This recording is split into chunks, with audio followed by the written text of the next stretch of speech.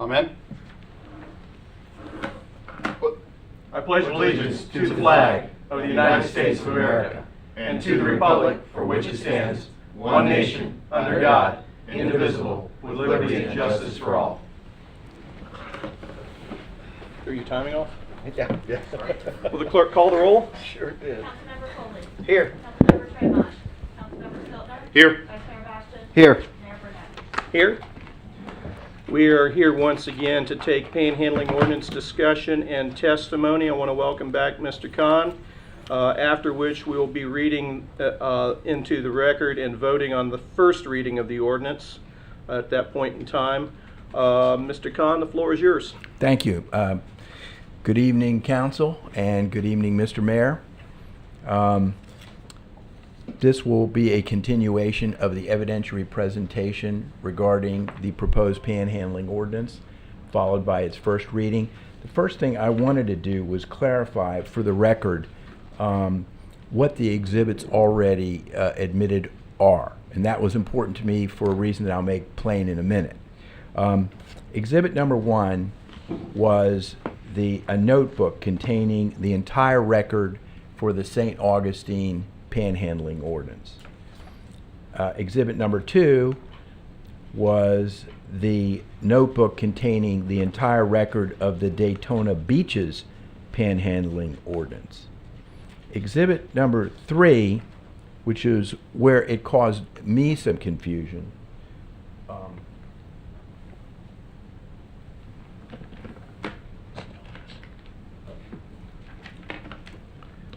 was a book that I had intended to have just some medical data, which will be testified by Dr. Miles, who's graciously come down to, he has an office here, as you know, in Port Orange, and he also testified in support of the panhandling ordinance for Daytona Beach. Exhibit 3, just for the record and to be very clear, contained more than just the medical studies, and I'm going to read into the record the other things that were contained in Exhibit 3. There was an excerpt of Dr. Miles's testimony in support of the Daytona Beach ordinance, which was in Exhibit 3. There was an excerpt of Dr. Hinman's testimony in support of the St. Augustine panhandling ordinance in Exhibit 3. There were also complaints regarding panhandlers. There was an email that I actually made a different exhibit as well, so it's a duplicative exhibit that I read into the record. And there were also some Facebook complaints in Exhibit 3. There was a photo, which I didn't really highlight.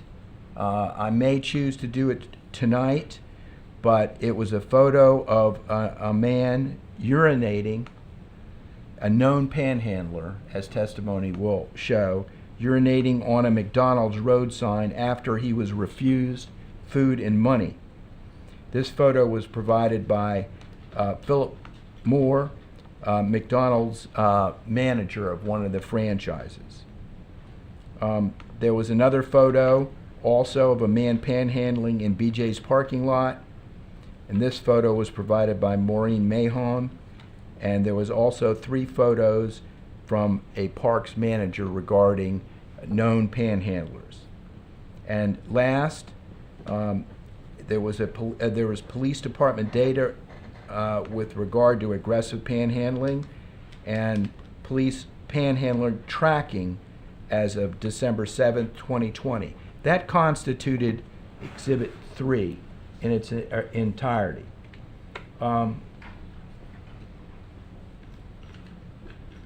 Exhibit 4 were the emails that I referenced previously that I read into the record. Exhibit 5 was the panhandling tracking for 2020. Those last 2, Exhibits 4 and 5, were actually duplicated in Exhibit 3. I just want to make that clear. And then Exhibit 5,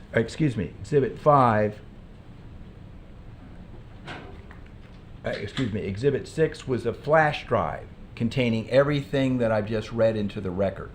So that clarifies exactly what has been entered thus far in this record, Mr. Mayor and the council. Any questions about that? The only difference was my paralegal, in an exuberance, okay, and some self-initiation, included more in that one exhibit than I had realized. So it's just there's some duplication that I have elaborated upon, and now will continue.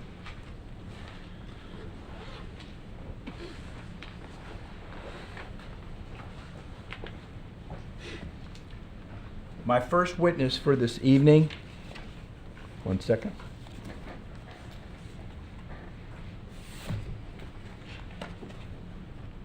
Is going to be Ashley Malone.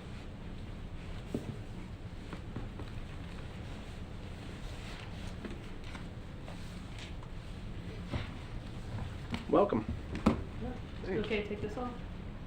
As long as you two can maintain proper distance and stay safe and you're comfortable. If you can hear me, I'll leave it on. Please do. Ma'am, if you'll raise your right hand, please.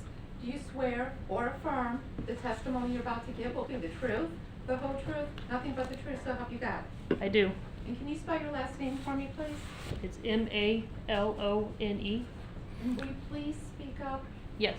Thank you. Ashley, Mr. Khan, before we begin with Ashley, I've been asked to make sure we all have our microphones close to us as we work up here so that the testimony, particularly for this type of evidentiary hearing, needs to be clear. So we want to help with that as much as is possible. So if you would all do that up here and down there. I think, and I'm saying this a little tongue-in-cheek, would you please spell for the court reporter your first name? Yes. My first name is Ashlee. Not totally tongue-in-cheek. A little bit different. Okay.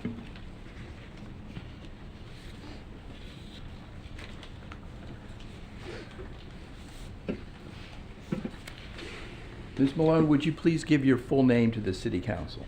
Yes, my name is Ashley Malone. And what is your position with the City of Port Orange? I'm a GIS analyst here at the city. And what have I, as the author of the proposed panhandling ordinance, asked you to do?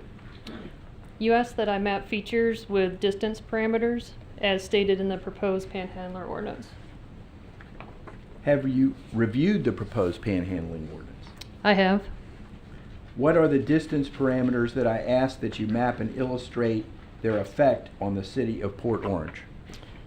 The distance parameters included within 20 feet in any direction from any entrance or exit of commercial establishment, including restaurant drive-ins, within 20 feet in any direction from a vehicular exit from commercially zoned property onto a public roadway, within 20 feet in any direction of any bus or trolley stop or any public transportation facility, within 20 feet in any direction of an automated teller machine or any electronic information processing device which accepts or dispenses cash in connection with a credit, deposit, or convenience account with a financial institution, within 20 feet in any direction of any parking lot, parking garage, parking meter, or parking pay station owned or operated by the governmental entity, within 20 feet in any direction of any public restroom owned and operated by a governmental agency,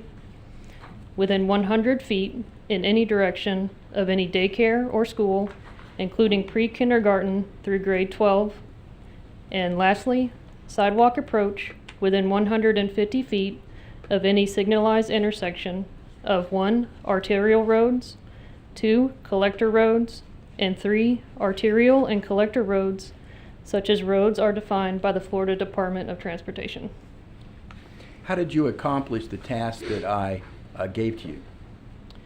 I accomplished the task by using GIS software, aerial imagery, and spatial analysis tools. Now, ma'am, how many acres are there in the City of Port Orange? In the city of Port Orange, there are approximately 18,518 acres.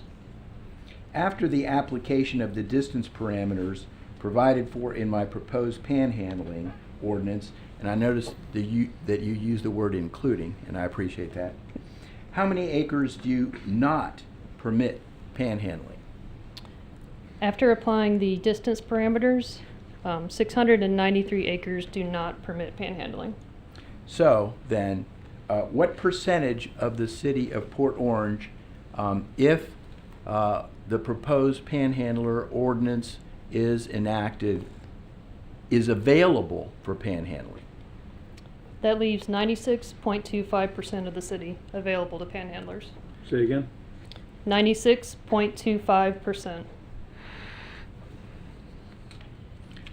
That's all the formal questioning I have, but before you leave, Ms. Malone, I want to echo something that I actually put in writing to all of the council previously. You've done a wonderful job in doing a very difficult task in a timely fashion. Thank you. And I personally am very grateful to you for this. We've had several telephone conversations where you were going through the maps. And there is another question I'm going to ask you in a minute. Okay. But I really appreciate You the were job. that close. Yeah, that's right. Should have left the first time. I know it. But you've just done a great job for the city, and I really appreciate it personally. Thank you, sir. Okay.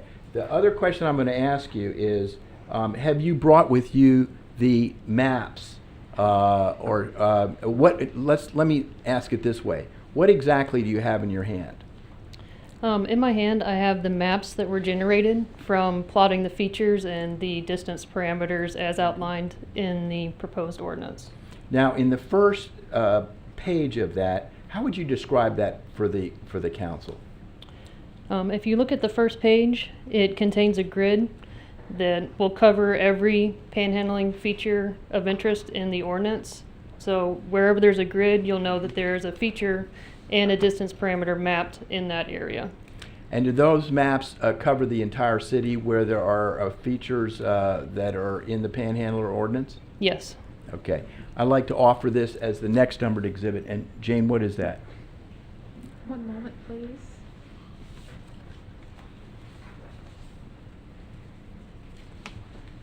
Number 7 was a flash drive. Right. So it would be number 8, sir. Let's see. 1 second.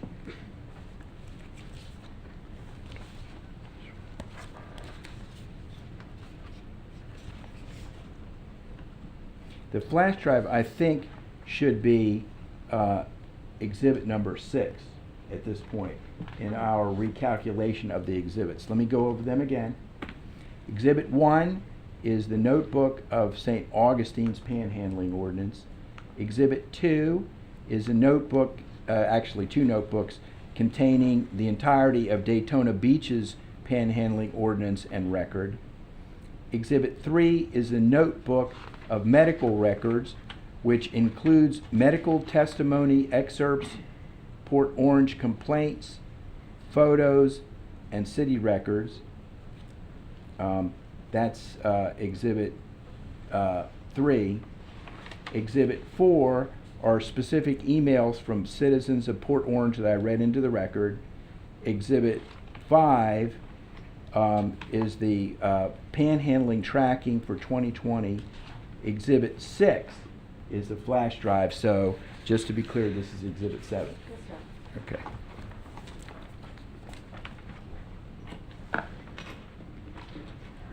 Thank you. Yes, ma'am. Thank you, Ms. Malone. Thank you.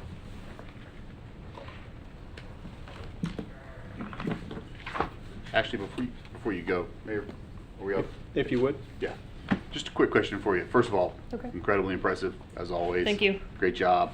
Will this be something that the officers in the field will be able to access on their MDCs? Is it compatible? Or do you know that yet? I do not know that yet. Okay, all right.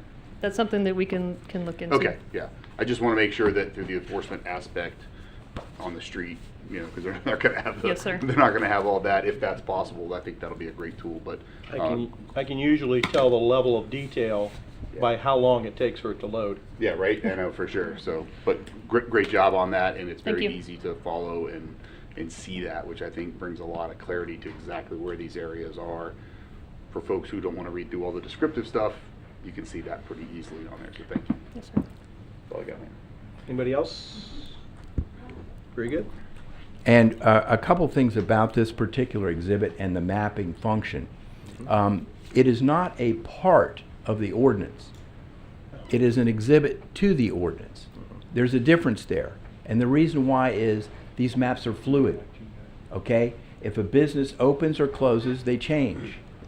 It's an illustrative tool to show you all exactly, as of now, how this ordinance is applied to your city. So it's a fluid exhibit. It's going to change. But it's significant, it's important, because right now the testimony is that over 96% of the city of Port Orange, after the application of the distance parameters in the proposed ordinance, is available for panhandling, and that is a very important point. One quick question. Yes. It might be for the gentlelady.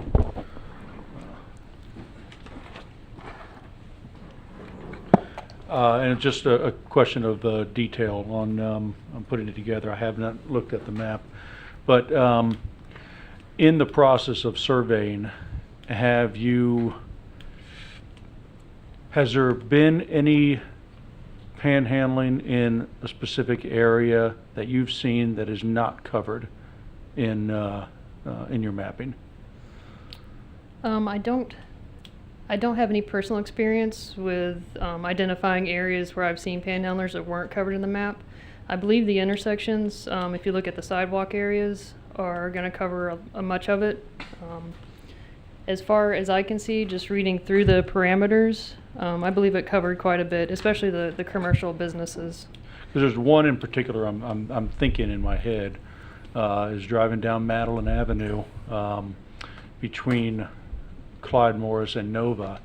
There is a particular gentleman that is there on a regular basis, and it's not out in front of a gas station. It's not out. There's not a store within 500 feet. It's literally at a stop sign at a four-way intersection leading into a neighborhood. You know, I guess my question is, that might be one of those loophole areas, because it's not you wouldn't think of it as desirable, but clearly this guy's making money because he's there every single day. I think that may be covered in the one that talks about the distance parameter onto a public roadway. Right. If he is sitting at a commercial area where there are commercial businesses, It's not a commercial area at no, all. it's a neighborhood. That's possibly, from what I was indicated to map, that could possibly be an area that's not covered. Okay. And you know, that doesn't, yeah, and we've spoken to that. That's, Yes. It's not going to solve everything. The public needs to understand that it's to mitigate the most high traffic areas. And there's always, Daytona has loopholes. Daytona still has panhandlers. St. Augustine still has panhandlers. It's not a end-all fix to it. Thanks. And I think that gets back to a discussion that certainly was had at the last meeting. And that is, it illustrates the point that this ordinance, as well as protecting a lot of the citizens and the tourists and the businesses, etc., also protects the panhandlers. That's a good point. Thank you again, Ms. Moore.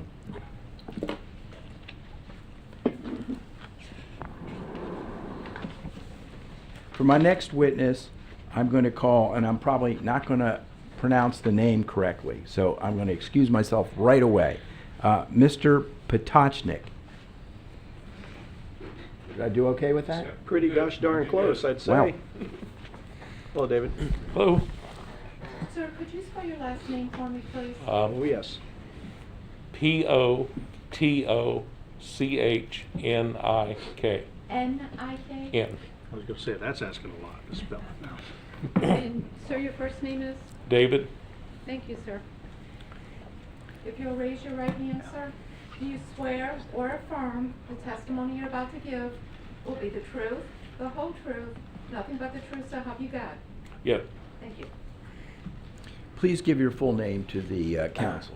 David John Potoshnik. And are you self-employed, sir? Yes. Okay. And please describe for the record and the council what you do for a living. I'm a restaurant owner. And what restaurants do you own? The 3 McDonald's franchises here in Port Orange. How long have you owned the franchises and where are they located? I've owned those for a little over 20 years. July of 2020, or 2000, July of 2000 is when we bought those restaurants. And there's one at the corner of Dunlawton and Nova. There's one at the corner of Clyde Morris and Madeline. And then 1676 Taylor Road in front of the Kohl's department store, west of Interstate. And would you describe for the record what sections, either east, south, north, or central, each one of those locations are located in? If you understand my question. In other words, you've described 3 addresses, and I want for the record roughly the locations within the city directionally. In other Okay, words. well, from here, you go out to Dunlawton and head east, and that's the location of Dunlawton and Nova. Okay. If you were to go out here and head west on Dunlawton, turns into Taylor Road. On the other side of the interstate is the Taylor Road location. So that'd be on the west side of Yes, the sir. town. Mhm. Okay, go Yep. ahead. And then north, on the north end of town, on Clyde Morris, as you're heading north at the intersection of Clyde Morris and Madeline. So each of your 3 locations are in disparate locations within the city, correct? Yes, sir. Okay. Do you live in Port Orange, sir? Yes, we've lived here for over 30 years. Have you, in your 30 years of living in Port Orange, seen the effects of panhandling personally? Yes. Okay. Now, I have roughly defined aggressive panhandling within the proposed panhandling ordinance. Do you understand that? I'm not sure. Have you had a chance to review the panhandling ordinance? No, I haven't. Okay. I'm going to describe for you roughly the definition for aggressive panhandling. It is, among other things, when a person is panhandled, solicited for money or something of value, and is refused, that the panhandler does not accept that and continues to press the person for money. Do you understand that? Yes, sir. Okay. Have you yourself ever been aggressively panhandled? Yes. Okay, would you describe to the council that incident or one of the incidents? Well, at times when I park in the parking lot going into one of my locations, particularly though I'd say the most egregious one is there at Dunlawton and Nova behind the Firestone. But I don't necessarily wear a uniform, and I'll get out of my vehicle, and sometimes on the way into the restaurant I'm approached by a panhandler and ask for money. And then when I do tell them who I am, that I'm the owner of the business, and they're not allowed to do that, then there's been times they've gotten aggressive back. And other times they've just said okay and then leave. Have you ever seen in your 30 years of living in Port Orange aggressive panhandling? Yes. Okay. Is that mostly with relation to your businesses? Primarily, I'd say primarily, but then there's times I've seen it, encountered it at a shopping center or something like that. Okay. Would you just remember one incident and testify to the council regarding it if you can? Well, I think in the public shopping center there on Taylor Road, adjacent to Kohl's, I've seen at times in that entrance to that shopping center, or sometimes even not quite at the entrance, but I know in front of or near my restaurant, there's a two-way stop there, and sometimes people will be there addressing people asking panhandling. Okay. Have you heard in those times people being cursed at, or when I use the word aggressive, in that fashion being panhandled? Yes.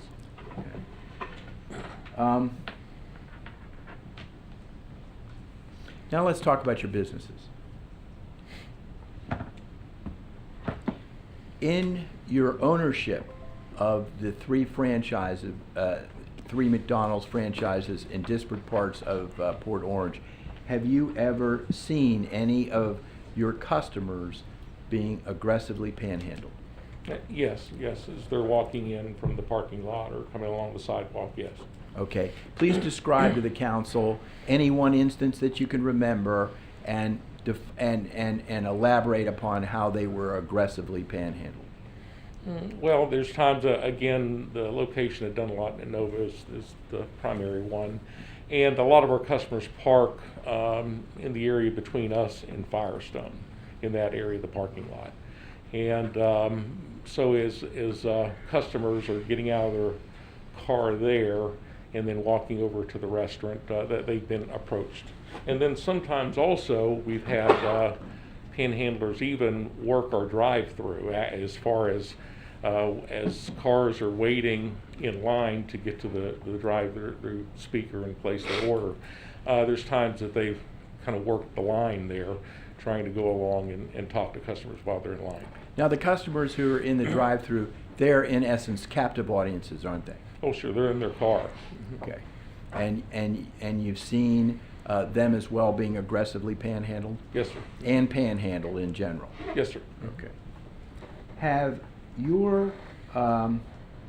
any of your customers ever complained to you personally about being panhandled or aggressively panhandled?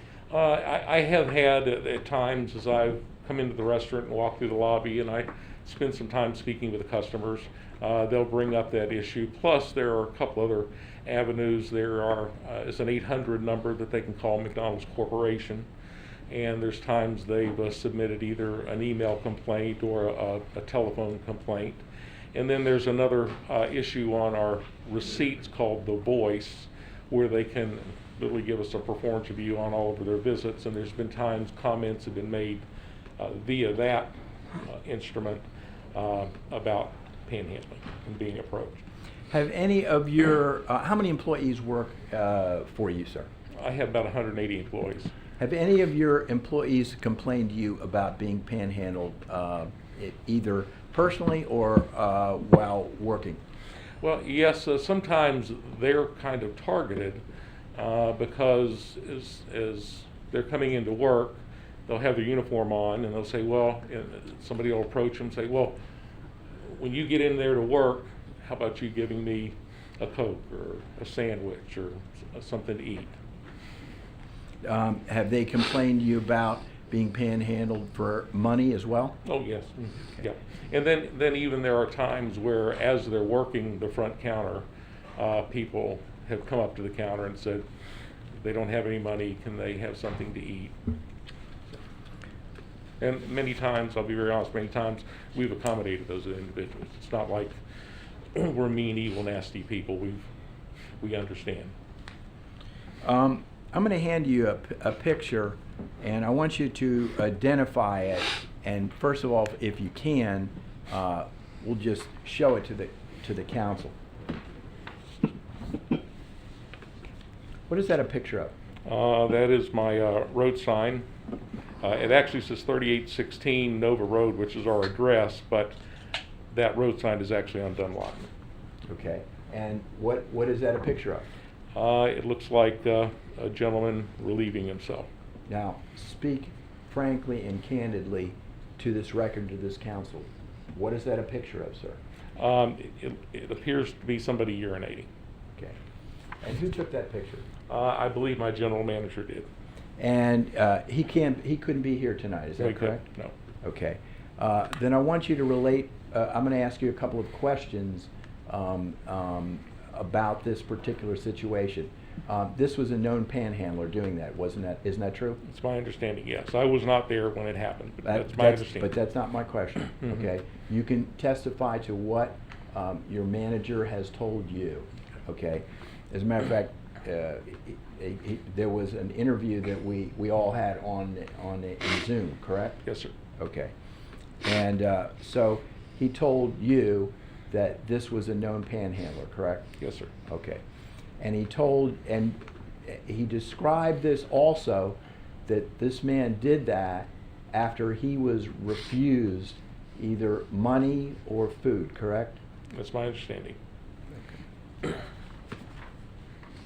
Now, this is already, what I'm holding up, it's into the record. It would be, as we corrected it earlier, I think it's exhibit. It's the exhibit with the medical records in it, and I think that's 3, but I'm going to go back and check that. But it's in the record. Yes, sir. Thank you.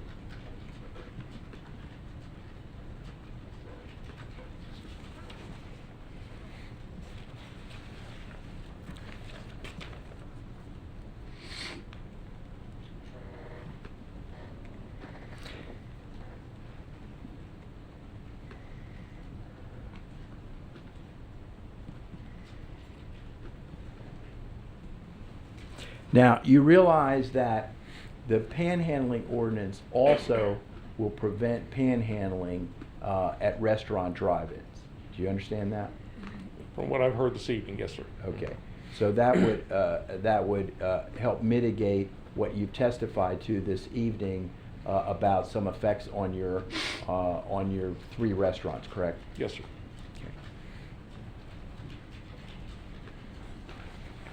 I tender this witness to the council for any questioning that the council would have for him. David, thanks for being here. Questions this side?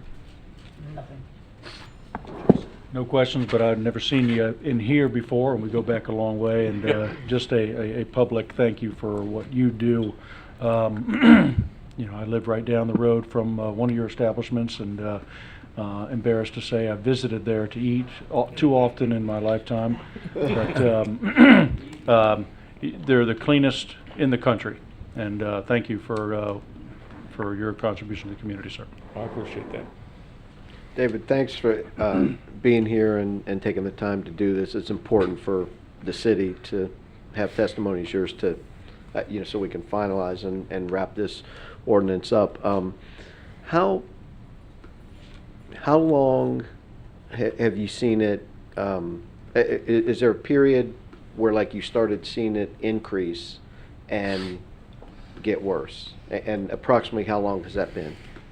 Well, it's a great question. I would say probably about 3 years ago we started seeing things of this. One of the Okay. things shifted, particularly for the one location at Dunlop and Nova, when the county bus stop was placed on Swallowtail behind there. Now, I don't know. I don't recall exactly when that was put in. I Okay. believe it used to be across the street in the other shopping center. Yeah, it one was in time. front of, But it's a the pretty significant Dunlop. bus stop, and there's times there's 6 buses out there I gotcha. picking people up.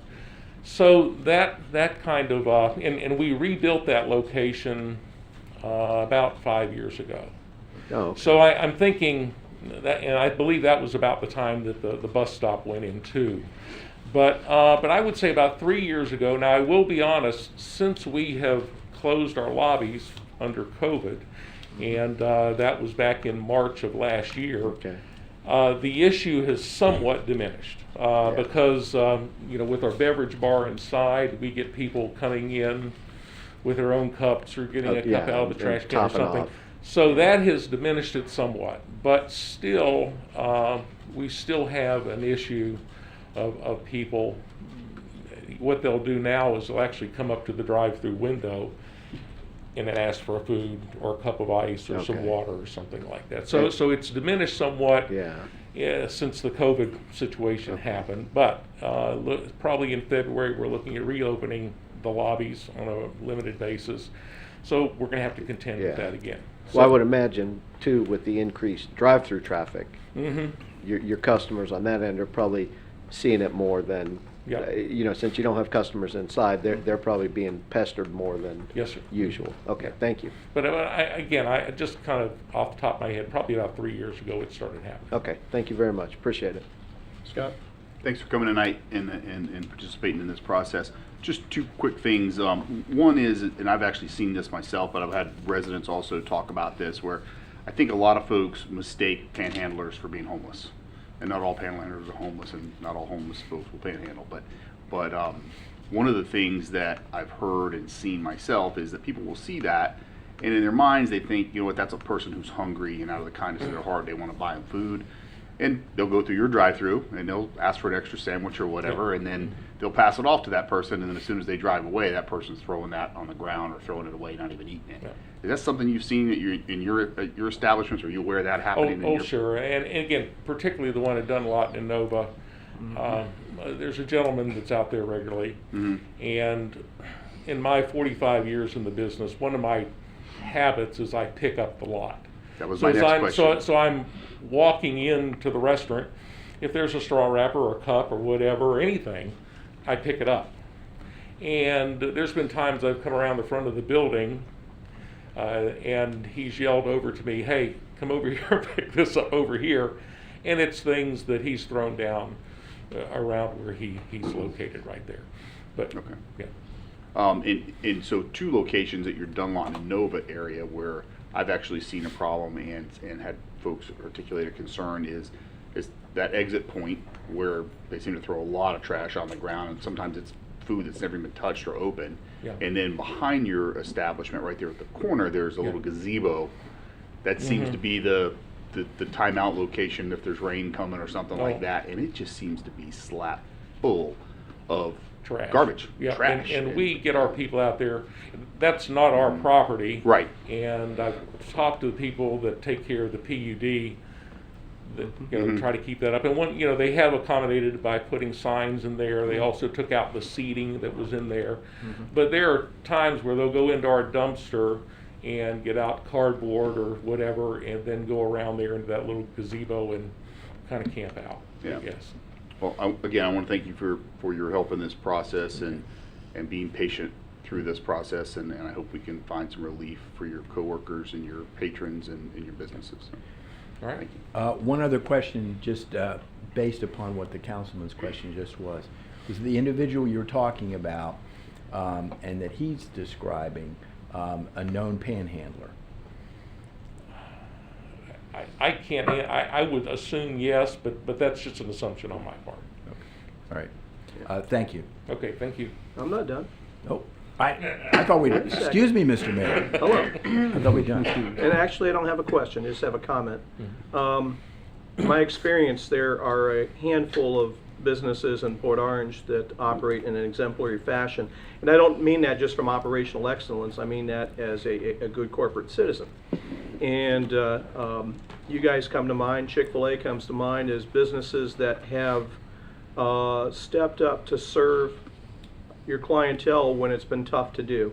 And I know that around hurricanes, particularly in 16 and 17 when we got smacked by Matthew and the like, there were a lot of people without power.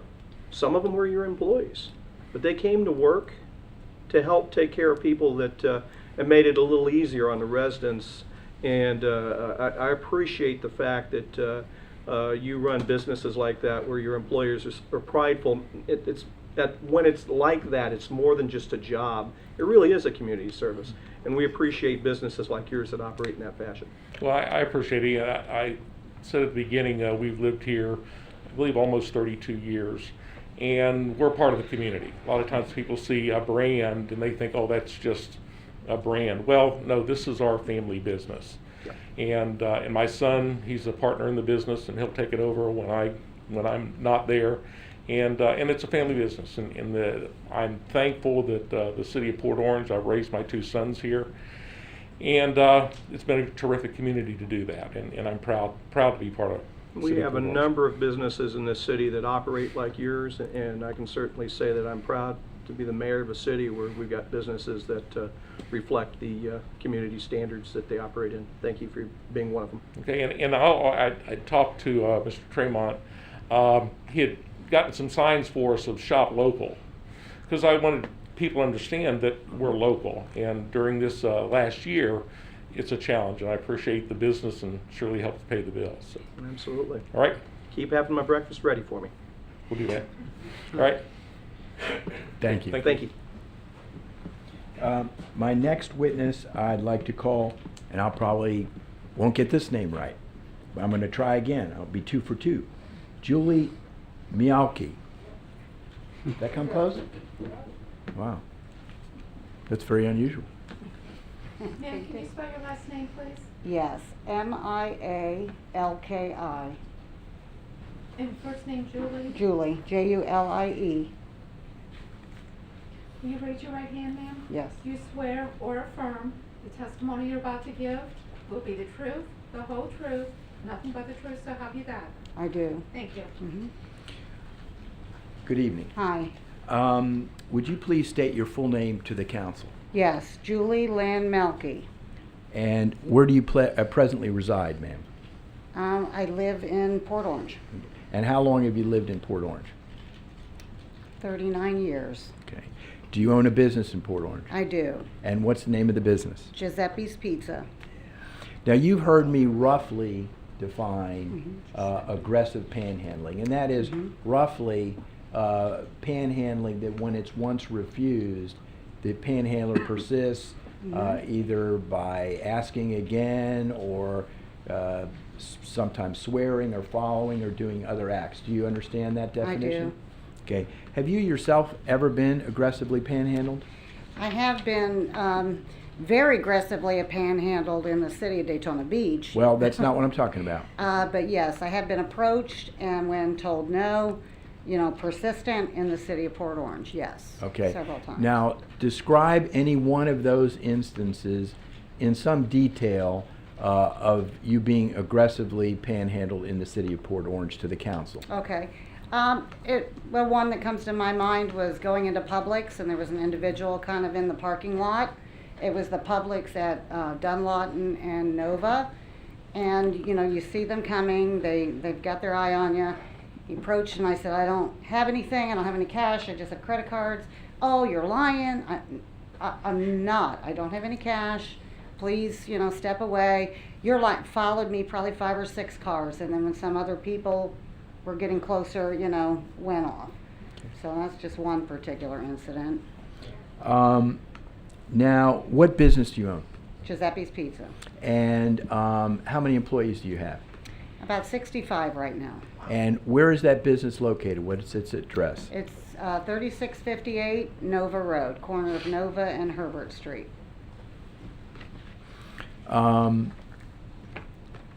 As a business owner, have any of your customers complained about being panhandled or aggressively panhandled?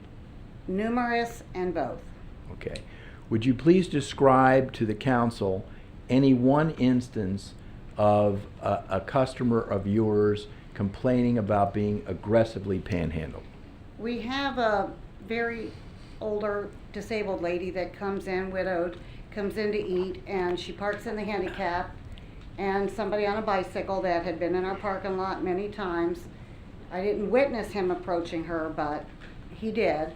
And she's, got a walker and takes her a bit to get in, and, I guess he was on her, quite scaring her. And wanting money, not believing her, followed her all the way to the door until one of our servers said, "Hey, please leave her alone," because usually when we see her coming, we'll open the door for her so she can come in.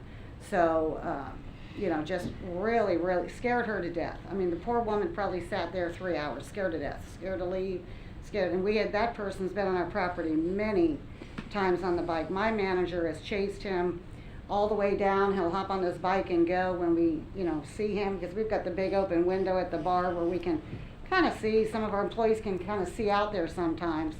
And we see, and that particular individual also, after one incident of harassing a couple, and my manager went out, gave him a hard time. He actually came back that night. We have him on tape. Police were involved in the report. Shut our water and our gas off at the back valves, messing around with it. We came in, we thought something was broke. Till what the heck? My son even said, "Mom, did you pay the bill?" "Yeah, I paid the bill, So we get him turned back on. We decided to review the tape. It was the same individual that had given our customers such a hard time the day before. And when he gave your customers a hard time, was he refused? Yes. Okay. Yes. So it was almost like an act of revenge. Mhm. Is that correct? Well, because I don't think he appreciated my manager chasing him the way he did. Okay. Yeah. So I think he was. Have any of your customers ever said that because of the panhandling incidents or the aggressive panhandling incidents, that they would not come back, or they were fearful of coming They back? were fearful of coming back. I couldn't say with any kind of certainty that we've lost anybody due to that, but I can tell you I've talked to many people and emails from some people or Facebook message. My daughter-in-law does that with concern that they don't feel comfortable because we have at Nova and Herbert a group. They're not the bicycle aggressive type, but they have a group. I've got probably 40 pictures on my phone. Every day I take a picture sitting there, and those people yell to my customers. So I've heard about that too. They don't, it makes them feel uncomfortable because they don't want to give the money or they don't want to deal with that. I mean, I think some of the younger people take care of it themselves, but some of the older people, they're very uncomfortable with that. Very uncomfortable. Of your employees, first of all, do you have a general manager? We kind of manage ourselves, but Okay. Of your employees, have any of them complained about being aggressively yes, panhandling? a lot of our servers have been. Several were even. It's not so bad. It was probably about a year ago. We had a bad period of, I don't know, 5 or 6, 8 weeks, something in there, where the girls that, especially at night and late, you know, because they park in the back in the dark, right after the construction of the new building, it was, they wanted to walk to the car because there were people even out there at night, which surprised me. And do you realize that the proposed panhandling ordinance prohibits panhandling after dark? Do you understand that? I did not, but I do now. Okay. Do you think that would help mitigate some of the problems that you've faced in the past? Oh, definitely, yeah. I mean, we had one just 2 weeks ago, similar to the owner of McDonald's. They're talking about the drive-through. We don't have a drive-through, but we have a pickup area where they park and the pickup windows there. And our phone people saw, you know, a guy trying to talk to the customers because they'll get parked kind of all around the back area there. And she comes to get me and says, you know, hey, he's out here. I went out, I couldn't find him. I don't know where he went. Came back. Customers refused him. A minute later, we see him urinating on the side of the little, Claire, what is that, Claire or Gordon there? Just right there, just urinating right in the trees. In front of customers? There were people out there. I don't know if they saw him. We saw him. That's what I was going to get into next, and that is about open defecation and open urination. So that was an instance of that a known panhandler was openly urinating, correct? Yep, and I've seen that a couple times. Not that individual, but a couple times. We're in the building 18 hours a day, so we see quite a bit. Have you ever, and you may not have ever seen or been told of any known panhandlers openly defecating on your property? Well, I just told you I saw it, and Yeah. Openly urinating is one thing, and I you said mean openly the other, yeah. defecating. No, but we found some behind our dumpster area, but with you know. You can't attribute that to a No, known but the one that individual that I told you, I just spoke about, you know, shutting our thing off. Yes. He was in a squatting position on the side of our building, and yes, there was a little bit of a mess there. Okay. But it was dark, we couldn't see for certain. It was behind one of our big heater things that we have in the back, so yeah, the police reviewed all that tape.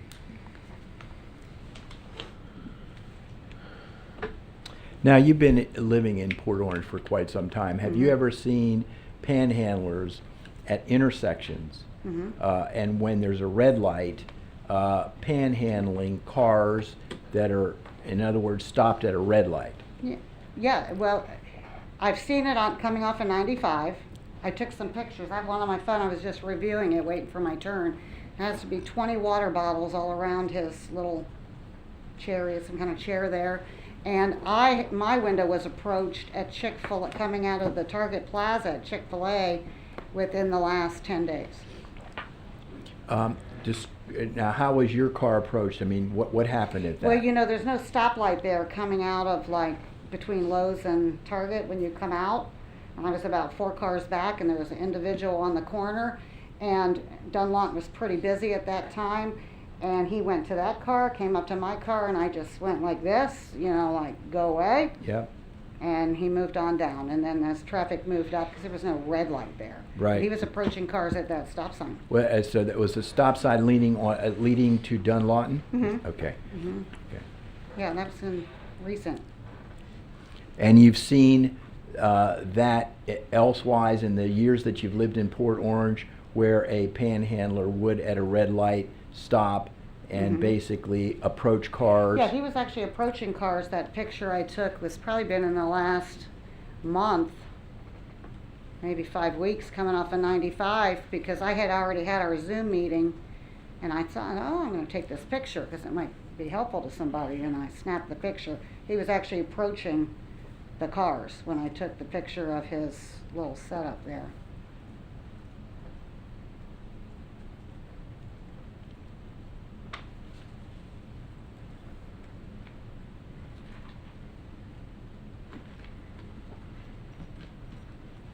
Now, I'm assuming that some of your customers are tourists, correct? Mm-hmm. Yeah. Okay.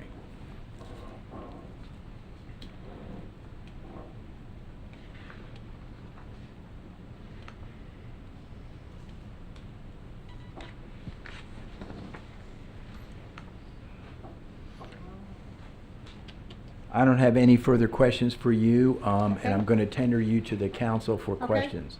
Let's And start not- with Chase this time.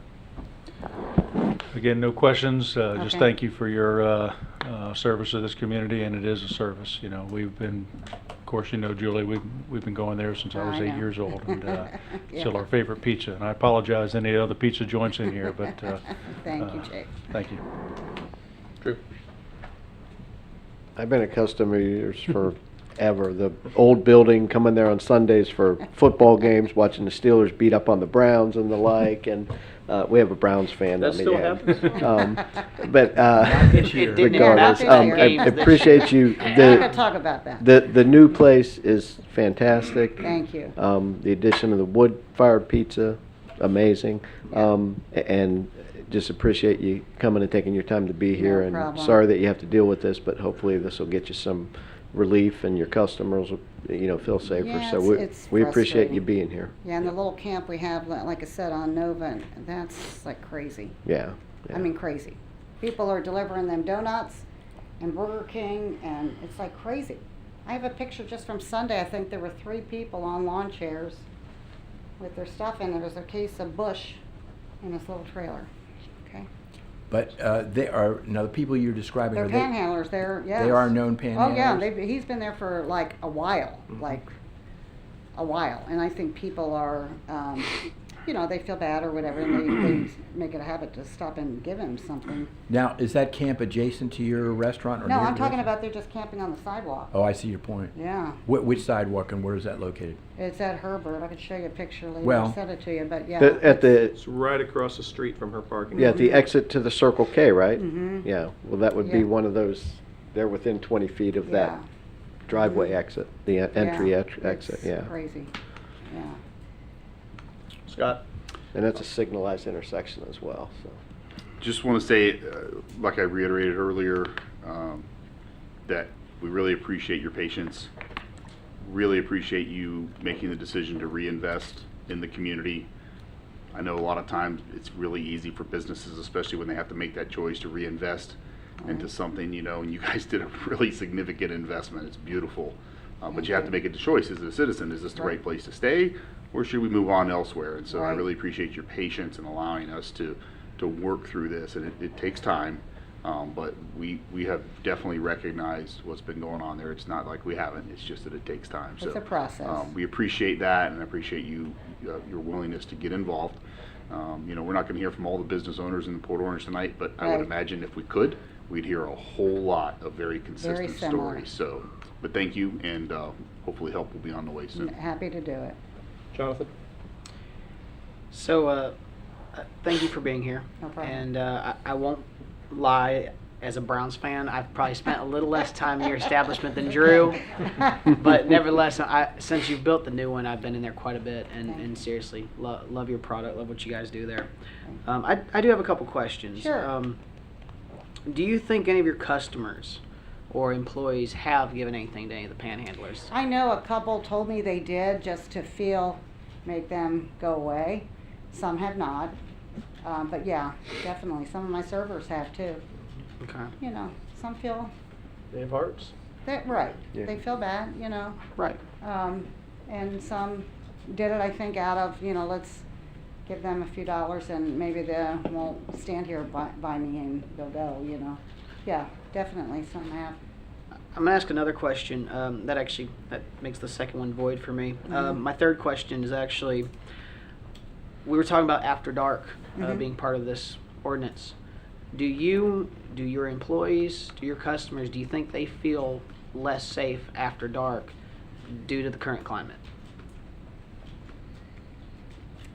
I haven't talked to anybody about that, so I couldn't tell you for positive. I know my staff definitely, especially the female staff, definitely did not feel comfortable walking to their car. But that's been probably about a year now since that was going on. It was a little bit worse soon after the building got open. There hasn't been a whole lot of that, I would say, recent. So no, I would say probably not. Not much of a difference between daylight and dark. No, I Okay. wouldn't say. That's all. Thank you. No problem. Julie, thank you once again for No being problem. here. It seems like we have some of the most responsible business owners here stepping up to speak. And it really is great when we see businesses that reflect the values of this community, like yours, most assuredly, come here and take the time to speak up, and we appreciate that. Happy to do it. Thank you. One other question. Yes, sir. Driven by a question that was just asked. You said that, or what? One of the councilmen said that they were sure that there were other businesses that were affected by known panhandlers. Do you remember that question? Yes. Okay. And you said you agreed, correct? Have any other business owners told you that they have seen the effects of panhandling on their businesses? No, they have not. Oh, okay. I thought Just that- based on, my, I guess, opinion of where I see when I'm going throughout the city of where, I'm familiar with McDonald's there. I see that going on there as I go by. I'm a very frequent McDonald's customer as well. So I've, seen that. So I'm just guessing. You're But just I'm just guessing from that, assuming, yes, that they're dealing with some of the same stuff we are. Okay. Based on where I see the placement of, where these panhandlers are, it has to affect them the way it's affecting us. Okay. Thank you, ma'am. You're welcome.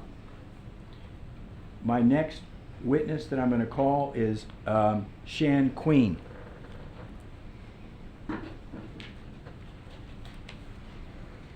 Sir, will you spell your first name, please? S-H-A-N-Q-U-E-E-N, And Queen? like the famous band. Thank Been you, sir. golfing, Shan? Today I have, yes. Will you raise your right hand, please? Do you swear or affirm the testimony you're about to give will be the truth, the whole truth, nothing but the truth, so help you God? Yes. Thank you. Would you please state your full name to the council? Shannon Carlos Queen. And do you live in Port Orange? I do. How long have you lived in Port Orange? 19 years. Okay. And are you employed in Port Orange? I am. And as what? As the owner-operator of the Chick-fil-A. Now, Mr. Queen, you've heard my definition, very rough, of the of aggressive panhandling, haven't you? Yes. That is, when once refused, the panhandler persists, whether it's just asking or cursing or following or in any other way. Do you understand that? Yes. Okay. In your years of living in Port Orange, have you ever been aggressively panhandled? I have. Would you please describe any one instance of that to the council? I have got a plethora of, we're the famous spot for the panhandlers. I mean, it seems like we have a rotation of them. And a couple of times, we have some very generous people in our in our parking lot in our community that go to Chick-fil-A, I guess, and they have given them maybe our cards, our Chick-fil-A cards for free food. And when there's been times where we've run out and we didn't have any, they would get angry and come inside the restaurant and say, well, you gave them to the other person yesterday or today, or the person was there before me. They got cards for free food, and so they would argue with us about that. So that was probably the most aggressive that we experienced. Okay. And have you ever, apart from your employment, been aggressively panhandled in Port Orange? I have not myself, but my team members have. Okay. And when you say your team members, how many employees do you have, sir? Between 120 and 130. Okay. And have your team members complained to you and told you about instances of being aggressively panhandled? Yes, they have. Would you please just take at least one instance and relate that to the council of one of your employees talking about being aggressively panhandled? Well, as you know, a lot of people that frequent Chick-fil-A, we're out in the parking lot taking orders face to face. We call it face to face. And so I have like anywhere from 6 to 10 people outside in the parking lot taking orders for the customers. So what we had before in the past is the panhandlers, I guess, want to take a break, or they want to, approach my employees while we are working, actively taking customers' order, and they're interrupting us while we've been, trying to do our business. So that's I consider that aggressive because it's interrupting my business, and they kind of distract us and don't leave us alone until we give them what they want, an answer for whether we're going to give them money or free food. So we've experienced that before in the past, yes. And what's the address again of your? 1761 Dunlawton Avenue. Okay. Now, have any of your customers, per se, complained about? And there's a difference between being panhandled and aggressively panhandled. Do you understand that? Yes. Okay. And the ordinance covers both of those aspects. Do you understand that? Yes. Okay. Have any of your customers ever complained to you about either being panhandled or aggressively panhandled? It's more of a just a distraction. I mean, yes, they've come up to me and said that, hey, it's interrupting the process of us trying to place our orders, or when we're leaving, they're in our way, or they're trying to ask for money or food while we're trying to leave. So yes, I've had customers call our, like Dave said earlier from McDonald's, he said that they have a 1-800 number for our customers to report any things that they experience, and we've had a increase of those calls here in the last, like I said, 3 or 4 years, to where I don't see it, but the customers are telling us that the panhandlers are bothersome to them. They just want to come in and get their food, but they're being distracted, or they got to navigate them in the parking lot. They're in the way or whatever. So yes, the customers have complained about it. And another instance was there was people out there playing a violin or something, a family before, and they turned it up so loud that we couldn't hear our customers. Like when we're taking the orders outside, we could not actually hear them because their violin playing was so loud that was a problem. Yeah. In your time in Port Orange, have you seen panhandlers at signalized intersections when the lights have turned red and the cars are kind of captive audiences? Have you seen them approach the cars for money? Yes. Okay, and do you remember, has that ever happened to you? Yes, it has. Yes. Okay, please describe to the council any one instance of that happening to you, and where that was too, by the way, Mr. Queen. I go up and down the highway a lot to the other Chick-fil-A's to borrow a product or to meetings with them, and so when I come back down 95, I usually get off the 95 exit there, and there's been a few panhandlers that have been there for a long. They put up a sign that kind of just deterred them for a little while, but they seem to be back out there, and they seem to be, pretty persistent, especially when they you make eye contact with them, and they do approach your window sometimes, and like you get surprised. But yeah, that's the main spot that I've experienced it the most, and of course right in front of my restaurant. So, have you ever seen or heard from any customer or employee of any known panhandler either openly defecating or openly urinating? I've had, well, like I think I heard a story from earlier from a lady from Giuseppe's. She said that they saw some defecation in the dumpster area. I did not personally see it. We didn't see it actually ourselves, but we do know that they're back there because I've taken the garbage out before myself, opened the door, and startled by a man standing there or a woman standing there, and a lot of times I can pretty much tell they've been using the bathroom back there. So. Now, is there any way, now you've testified that there was more or less like a group at some point of panhandlers who were kind of around your restaurant, correct? Yes, I kind of get to know them myself, walk down and talk to them and try to find out what's going on with them. And so, yeah, there's a group of rotating people. They kind of like, it feels like it's a process. They all know what schedule they're on or something. It's kind of interesting. Do you know whether any of the evidence of open defecation or open urination can be attributed to a known panhandler? I can't say that. No, I can't say that. I can name a specific one that's done that. I can't nail it down to any particular one.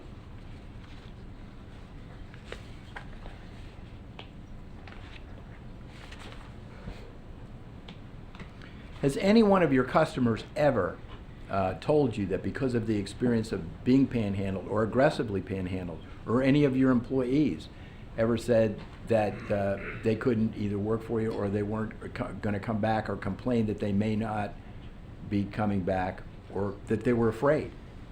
I've had some employees that are outside, working outside at night.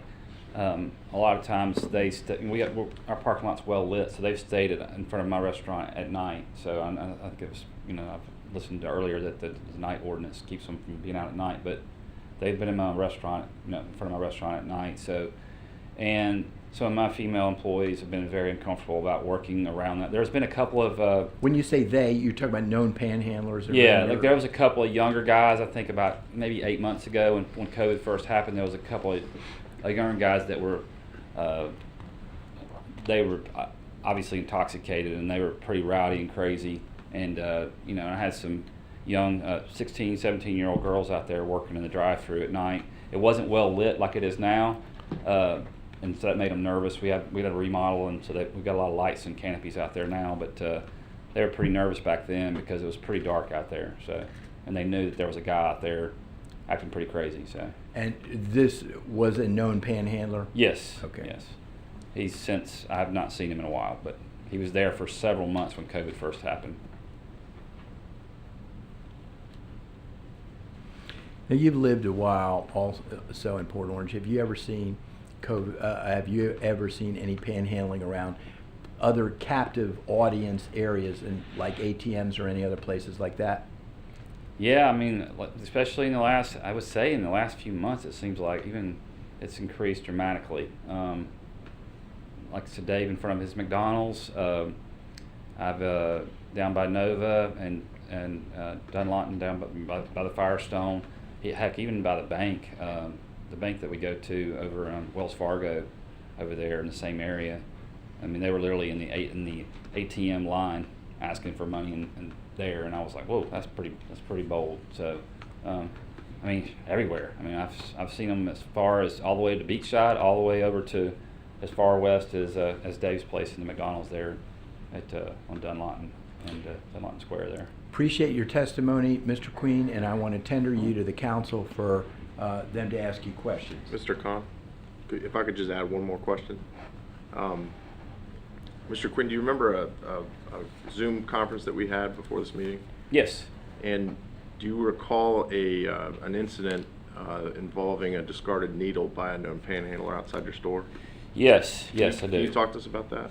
Yeah, so this happened actually maybe, I want to say 2 years ago, a year and a half ago. Excuse me, I'm sorry, can you repeat the question? I want to know what we're talking about.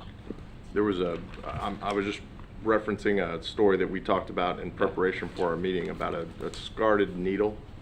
Okay. Yeah. That's what I didn't hear. Thank you. Yeah, it was a pretty scary situation as far as like a year and a half, 2 years ago.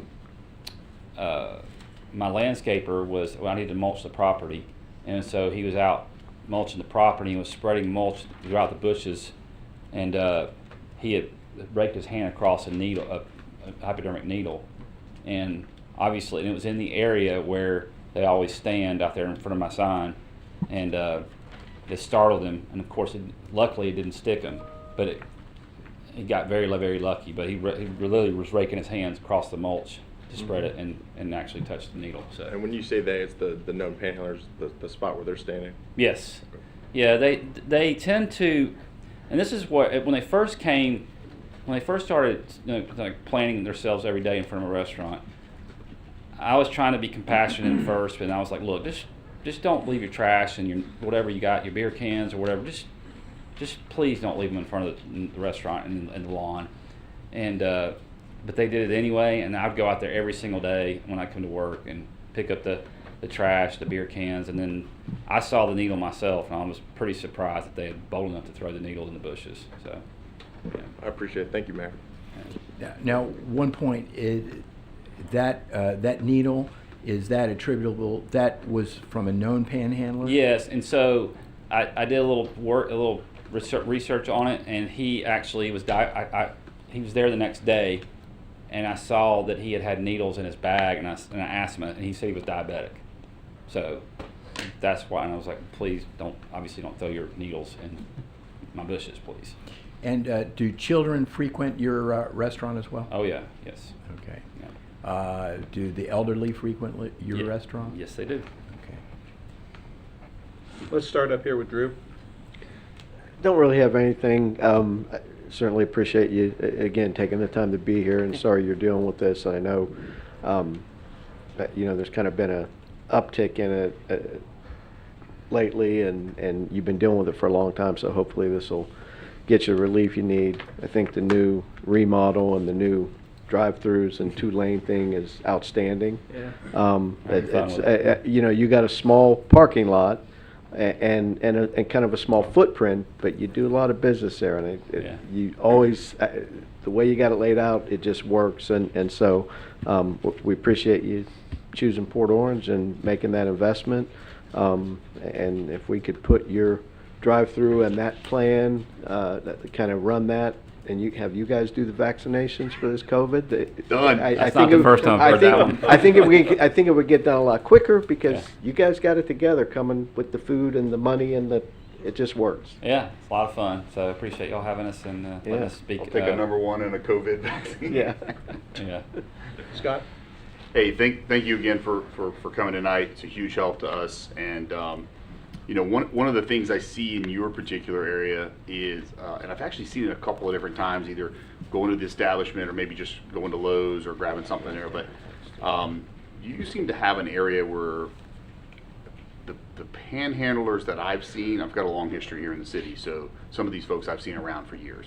Others, they kind of show up, we see them for a few days, weeks or two or whatever, they're gone. And it is like it's like a calendar. It's like a popular sketch, spot. right? They It's tell like us it's a that network, this right? is the number one spot in Port Orange. They tell me that. They're like, and I'm like, yeah. So that's why they kind of fight over it, I think. They're like, argue about who has the rights to that spot. So one of the unique things that I've seen in your area is I've actually seen the panhandlers leave in vehicles. Yeah. Can you talk about that for just a moment? Because there's a huge common misconception that these people are flat broke, they're homeless, they got no transportation, they got nothing.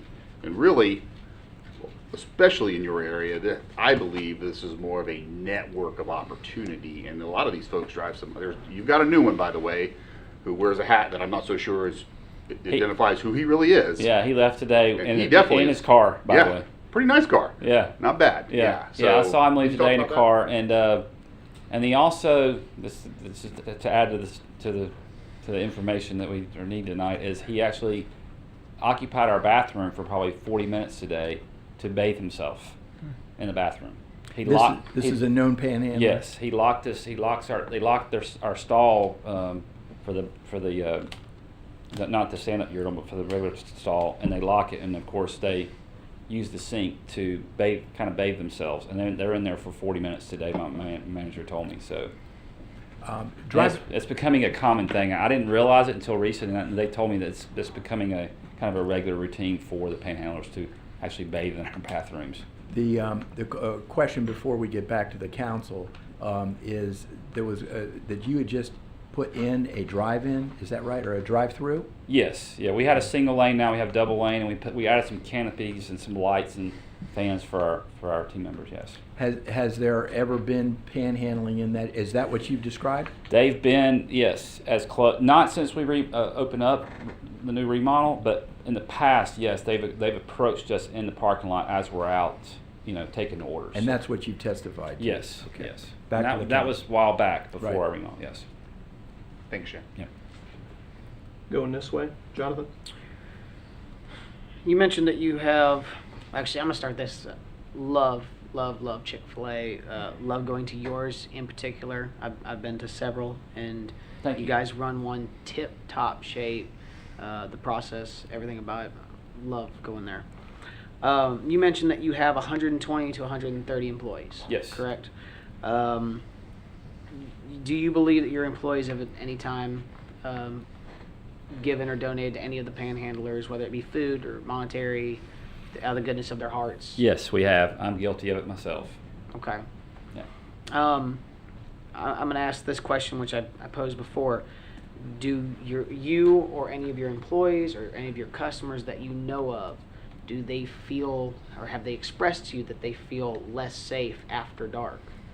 Or has that conversation not come up? Yeah, we have. Like I said, the girls, when it was less lit before we had the remodel, and there was a guy out there. There was a younger guy, and he was kind of a big guy, and he was pretty aggressive. He was loud. He was always like. He had another friend of his that would come up, and they just seemed like just very aggressive type personality guys. They were always pretty much. We were pretty convinced. I smelled alcohol when I approached them a couple of times. These were known panhandlers? Yes, and so they made the teenage girls nervous because they would stay after dark. Yes, Right. And that was about a year ago, 8 months ago. So, but I've not seen them in a while. Okay. No further questions. Thank you. Yep. Chase? Shane, good to see you, man. I know you love McDonald's too. It's okay. Let me tell you something. I'm at Chick-fil-A every bit as often. So between you guys, and if we just get Ritters up here, then that's the rest of my money. My 16-year-old just makes me go there after softball every day. So thanks for being here. Thanks for what you do. You're not just a business owner. You're an active member of this community. I don't think people realize the amount of dollars that are in the thousands that you give back to this community through dollars and your product and donations. So that needed to be said and reminded to people. So I appreciate what you do. A couple questions leading into one question. You mentioned earlier that your employees outside are experiencing a lot of interaction with panhandlers. Can you refresh me, give me an idea of just about how many employees are outside typically? During our peak hours, there's usually 6 to 7 people out there at least, sometimes 10. It just depends on like traffic directors and order takers and cash. We actually have cash out there. That's another thing that I didn't really mention earlier. It kind of made me feel uneasy at first when the panhandlers were kind of first bombarding us a few years ago. Is we have got cash out there in cash drawers, and it's right there in front of them, and they're desperate people, Well, the follow-up question to that is, can you give me an idea of the average age of the employee that's outside receiving those orders? 16 to 19 years old. All right. So, and based on my interaction and drive-through there, which 2 or 3 times a week, I'd say the overwhelming majority are female. Yes. All right. So you got teenage girls I would out say there. 75% of the people that work outside are females. Yes. Teenage girls outside with money and no security interacting with. Have you seen any female panhandlers? I have. Yes. All right. Yeah. We've had a couple of those.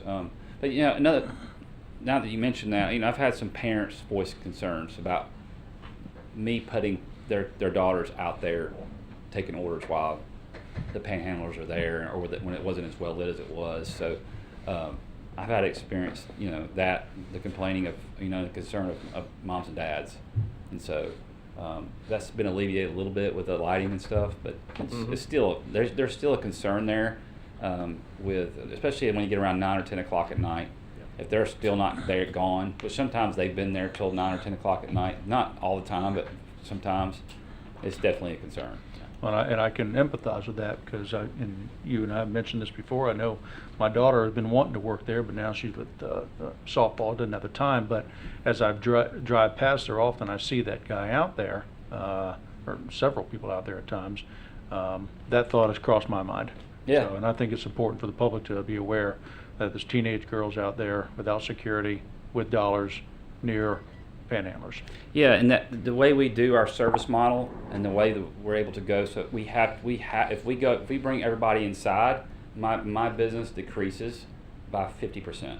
Like literally, if it rains or something happens that's an outside environment, or say there was some kind of crime was going on where police were bombarding Target like maybe a few months ago. I don't know exactly what happened.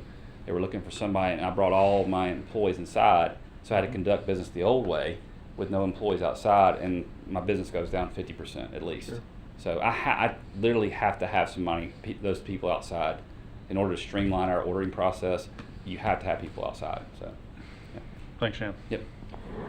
Shan, I tell you what, I was just reminded of the Yogi Berra joke that nobody goes there anymore because it's too busy. Yeah. I haven't seen in a while. I was in your drive-through this afternoon about 2:30, and I'm like, go. I pulled up and I'm like, it's slow. I'm only 15th car in line. Yeah. It's really, really great to see once again another business person who reflects the values of this city. Absolutely. Standing up here and taking the time. You don't have to do this, but you're not just doing this to help your business and help your employees. You're going to help the city. And Yeah. I just want to say one more time, I appreciate you being here. Yep. Thank you. Thank you. Thank you, Mr. Quinn. Appreciate it. Okay, my next witness is Tracy Grubbs. Tracy goes through all the drive-throughs too. Just get that testimony right out here, right now. Yeah, huh? Okay. Can you spell your first name, please? Tracy.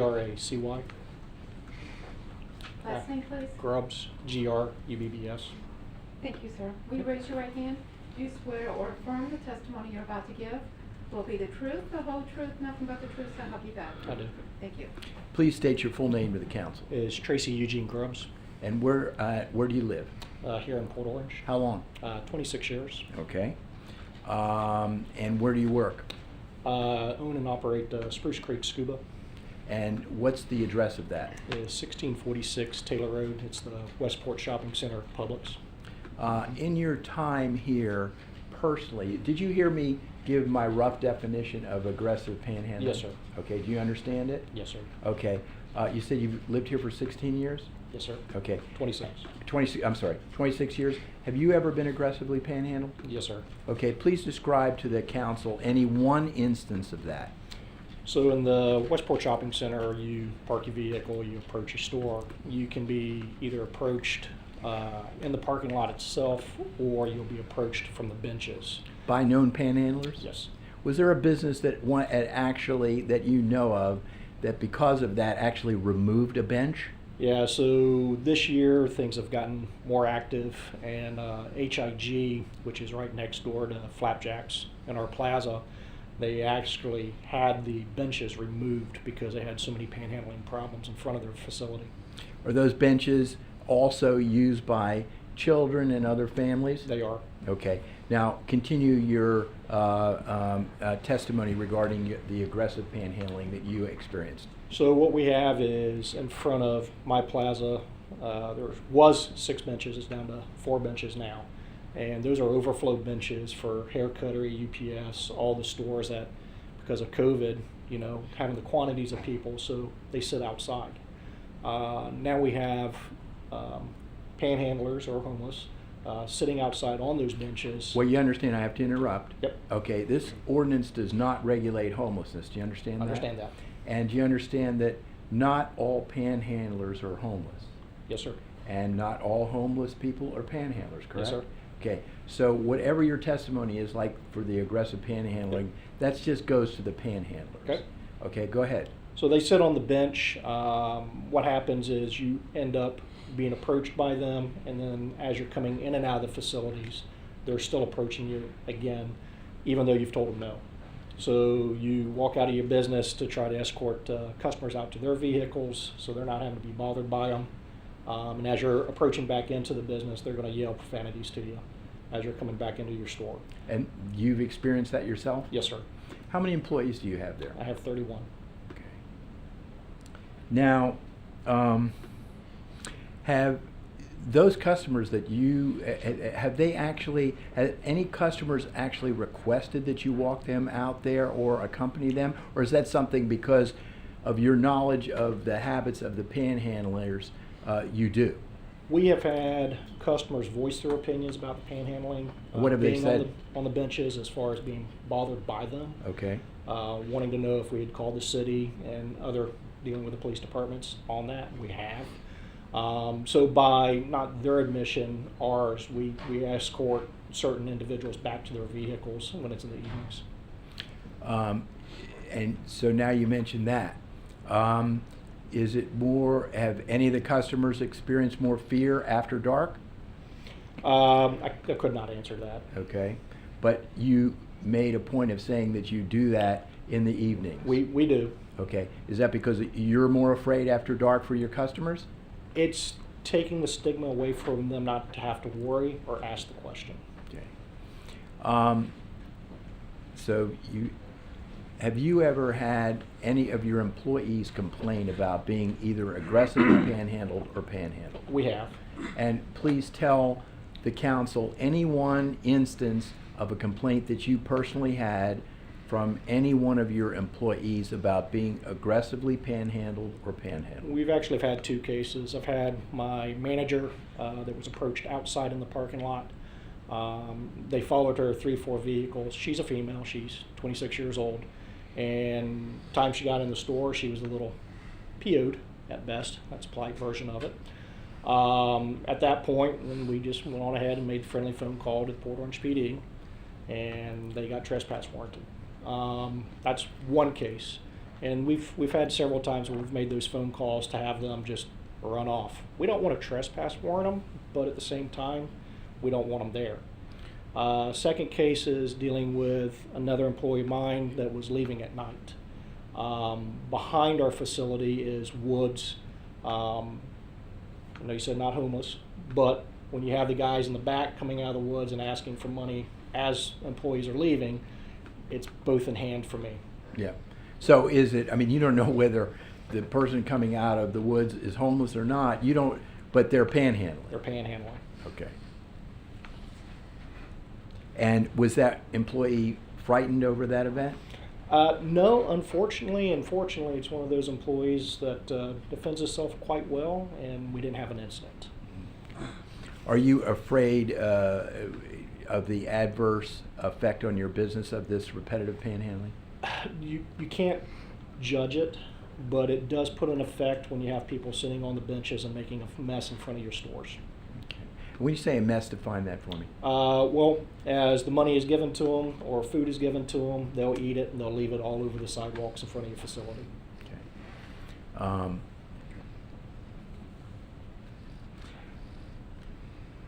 And they leave that at or on or near the benches too? Yes, sir. The benches that are frequented by families and children? Correct. Okay.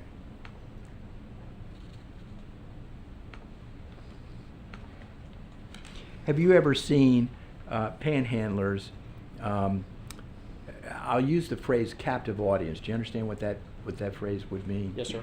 Like at ATMs or at intersections when there's a red light or outside dining or anything. Have you ever seen in your time, your 26 years living in this city, have you ever seen any instances of that? Yes, sir. In our plaza, you end up, and you all mentioned it earlier, it's dealing with the parking the vehicle, getting out of their vehicles, and being on the corner of Williamson and Taylor, and then also at Chick-fil-A when we go there, the individuals that are sitting out between the Target and the Lowe's driveways there, and then dealing with Dunlawton and Nova Road at McDonald's. Pulling into there that you're going to see those individuals there every time almost. When you say those individuals, you're describing known panhandlers? Yes, sir. Okay.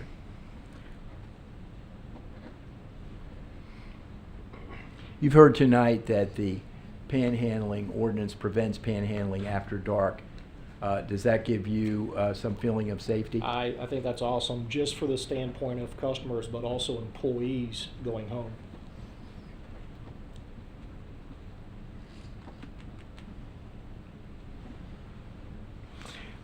When you visit McDonald's, have you ever been panhandled in the drive-through? I have not in the drive-through. I have been approached at the stop signs.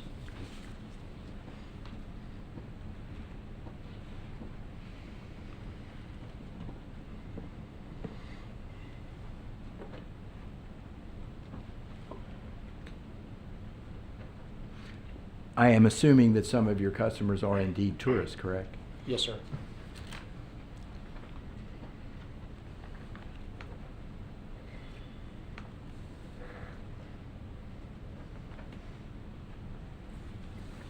I have no further questions of you, Mr. Grubbs, and I'm going to tender you to the council for any questions they may have. Let's start with Scott this time. Thanks, Tracy, for coming. So, Tracy is a business owner in a plaza that I frequent, in the geographical location where I live, actually. So, I've actually seen an incredible amount of this panhandling that he's describing. One of the unique things, which is interesting about the plaza area, maybe Tracy, you could touch on this, is there's almost a team concept in the parking lot. And when you talk about captive audience, there is what seems to be like almost like an organized plan to capture people coming out of the plaza right as they're getting to their car, where they're looking for the keys, they're trying to unlock, they're trying to put their dive gear inside, they're trying to put their groceries. Can you just kind of elaborate that? Because that seems to be. Yeah, and so I don't want to get too far away from the ordinance, because I know that this is actually occurring in the parking lot, but a lot of these same folks are out on the corner and stuff like that. right. So what happens in the parking lot is you'll have, I don't want to say tag teaming, but you'll have individuals in a vehicle, and as people are coming out, you'll see them get out of their vehicle. And it's generally the panhandling of, hey, we're in town, we ran out of gas money, can we have gas money? And it's usually the $10, $20, I hate to say the sling that we see all the time, but that is what happens. And it's generally when they're going back out to their vehicles. It's not when they're coming in. So that's another reason why we escort out on individuals. If it's multiple people coming out of our facility, we don't worry with it too much. But as an individual basis, we try to escort them out as much as possible. Yeah, I appreciate that elaboration, because that's exactly what I've seen is this, you know, a lot of times I've heard the whole, hey, I just need $25 to get enough gas to get to Brevard County or Fort Lauderdale or what have you, and they literally will just watch and target these folks, you know, methodically. Yeah, so Root Company owns the plaza. Because of Port Orange PD and the ordinances, the way it's structured, they actually had to go in and sign paperwork for all the plaza owners to actually be able to file trespassing warrants. They give us all that latitude now, so we can file charges, so they're not trying to bother Root to do that, because otherwise all they could do was run them off. Once they did that, then the aesthetics of the plaza, you know, changed, because signage had to be posted everywhere. So now we have the signage up. That happened about 2 years ago, inside and outside on all the stop signs, and on the inside of the plaza, as you're walking down the plazas, you got these big billboard signs saying no solicitation and everything else. But they're still panhandlers, aren't they? They're still panhandling. And they removed 2 benches from. Correct. Okay, so the problem continues. It continues. And Councilman, one point, that's not away from the ordinance at all, your question. Okay. Dead straight on the ordinance. And then lastly, one of the things, particularly in that plaza, if you could elaborate on this, is the proximity to the benches. There's an ATM machine outside.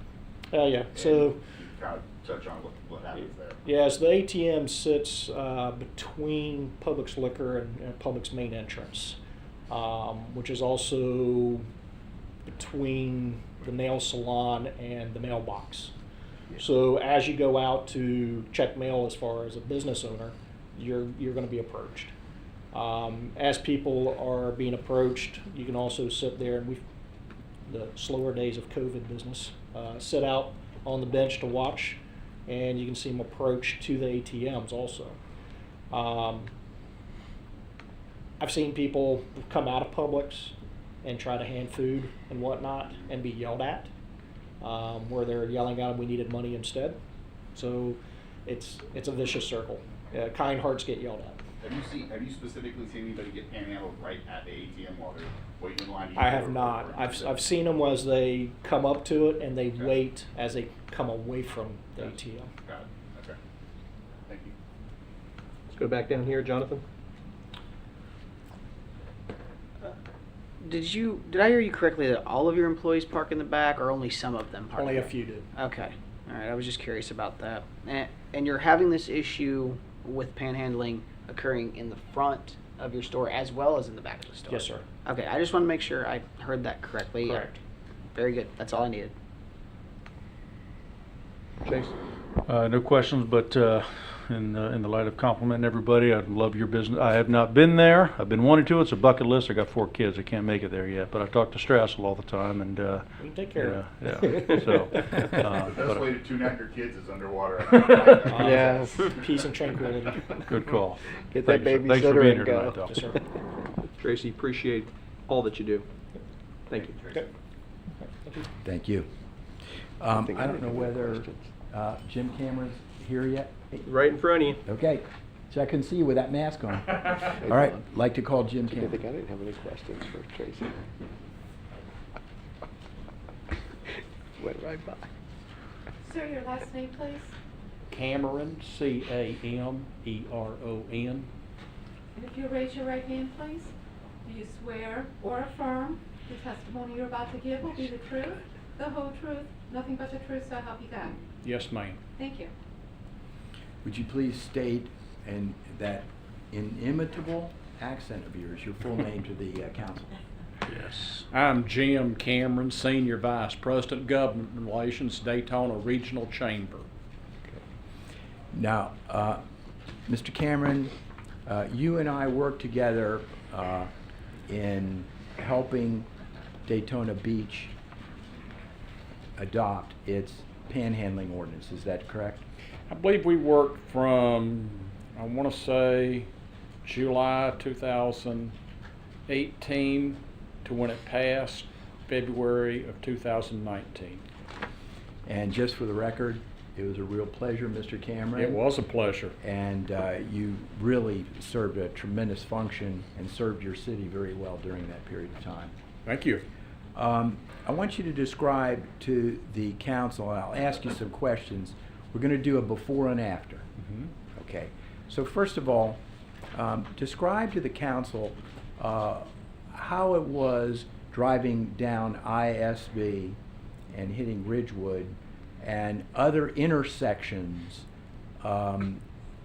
before the panhandling ordinance was passed. What would you see there at the red lights? The city was inundated. You could go Speedway Boulevard going east towards the beach, and you could get hit at different intersections, more so at like Clyde Morris, especially at Nova and Speedway Boulevard, and probably I'd say one of the worst intersections was Speedway Boulevard and Ridgewood, US 1.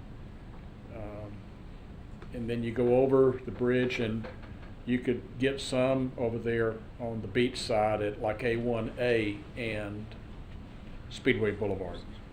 And when you say the effect of panhandlers, would the panhandlers wait for the red light and then aggressively or otherwise panhandle those who were captive audiences to the red lights?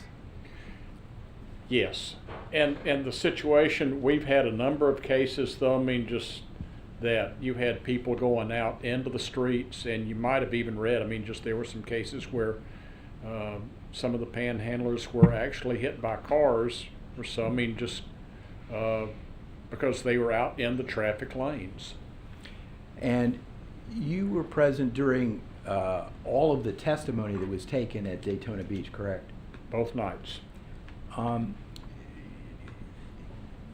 The effect of the panhandlers on businesses, how would you describe that? And you can start with the Krispy Kreme on the corner of ISB and Nova? As I mentioned earlier, though, that was one of the worst intersections that we had as far as panhandling. You had Krispy Kreme had to hire security guards to cover their parking lot. No, I mean, we're saying we're not talking a bank. We're talking donuts. I mean, and you got to have a security guard there at a donut facility. And it was just, it was a bad situation altogether, though. I mean, just to have to hire, and other places had to hire too, security guards, for that matter. Other businesses generally were impacted by the panhandlers, Mr. Cameron? Exactly, and just a lot of the ones that had, I'd say drive-throughs, that you would have them and you would, I'd say like hamburger places or so, you drive through and before you get out, good case in point was a McDonald's up there close to Seabreeze High School on A1A.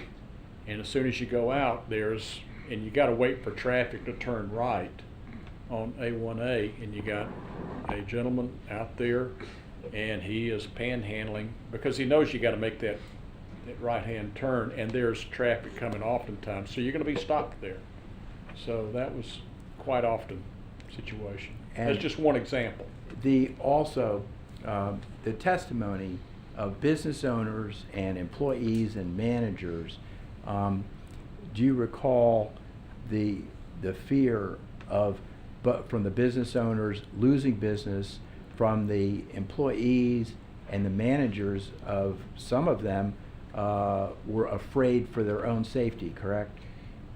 It got to be a situation, word of mouth carried throughout the community, and it just built on fear, and more, and like I said, word of mouth, really hurt business in certain sections of town. You heard testimony about open defecation and open urination that was attributed to directly to known panhandlers, didn't you? Very much. Okay. Sometimes, do you remember the testimony where that occurred inside some businesses, that panhandlers were refused and then openly defecated and openly urinated? There was one business where a panhandler went in there, locked the door, and defecated inside that store and just literally ruined that bathroom. And it took, that store had to close. The whole shop had to close for a day or so they can clean up that bathroom. It's that bad. Now describe to the council, the ordinance was passed. What was the effect of the ordinance with regard to the regulation of panhandling? And let me start by saying that Mr. Clary did the mapping for Daytona Beach, correct? Exactly. And I don't know the exact percentage, but well over 90% of Daytona Beach is still available for the panhandlers to panhandle because they have their own constitutional rights, correct? 97%, I think, is a good round numbers, pretty much what we had heard up there, 97%. So describe to the council what's been the effect on some of the adverse effects that you've just testified to of the passage of the panhandling ordinance. That ordinance was approved on Wednesday night, and I believe that was February the 5th. It was like night and day because our chief at the time, Craig Capri, had already been out on the streets and had been warning panhandlers that this ordinance is coming. That this ordinance is coming, and so they gave them like 10 days notice or so. And they started enforcing it like 12 midnight that night or so, or the next day. February the 6th, whatever. And you could tell already a difference that next day in the city. And everyone in the business community was talking about it, that of the change and how much better things were. And like I said, just consumers as well, though. And it was astonishingly well covered in the press, wasn't it? Exactly, very much so. News Journal, Eileen Safaro Keene had written about it though, and brought out some good points. And like I said, it's been a tremendous help for the city of Daytona Beach. Mr. Cameron, again, I want to compliment you. Did you have something else you wanted to add? Well, and I wanted to add, I mean, I'm glad you guys are talking about this tonight though, because I remember, I think we talked with some of you guys though before, and when our chamber, we approved this and it was approved in the city of Daytona Beach. Mm-hmm. One of the things we had said chamber-wise is that we did not want this to hopefully, I mean, you know, as it has, drive panhandlers out of Daytona Beach into, you know, into South Daytona and to Port Orange. Yeah, well, into Port Orange and then Holly Hill, you know, I mean, and Ormond Yeah. Beach, and I mean, just, but yeah, I mean, so we're glad that you're taking the action that you are. Though, I mean, just it's just a situation though, I mean, that has to be addressed, and so that's why I'm down here tonight. And again, Mr. Cameron, I have to say it this way: without your organizational talent in Daytona Beach, I couldn't have gotten that ordinance passed, and you made it. You really helped me, and I appreciate that. We are lifelong friends. I'm saying Thank that you. on the record. Yes, sir. Thank you. So I'm tendering you to the council for any questions. Let's start with Drew. Jim, thanks for being here. Yes, sir, Drew. Appreciate it. You know, I know you got a lot of important things going on, and you got a busy schedule, so it's always good to see you, and I'm glad you're here. I guess this be for our attorney and our manager, and you brought up a good point that Daytona Chief of Police and their officers took a proactive approach, you know, and started notifying them maybe a week or two out Like that, yeah. hey, you know, in 2 weeks you're not going to be able to be here. So I think that's important that our officers and our chief take that same tone now, not just rely on media and all this coverage. It's not going to make the impact unless the officers say, you know, our second reading is February 9th. So I would imagine at midnight or on February 10th it starts, and so you know, hopefully there's an educational period, maybe, you know, that first 9-10 days in February where they can do the same thing, get out there and, you know, just interact with them and say, hey, you know, it's coming, and if I see you here February 10th, you know, we're going to have an issue. Again, not to you know, harass them. They can approach them and interact with them without harassing them in any way. That, you know, officers are great and they're professional, and they can just have a conversation and educate them as to what's coming on February 10th. So I appreciate you bringing up that point. True, and let me add to that though, because I remember looking back, you know, I mean, at some of the news articles, Yeah. and I want to say that in reading from this article that Chief Craig Capri had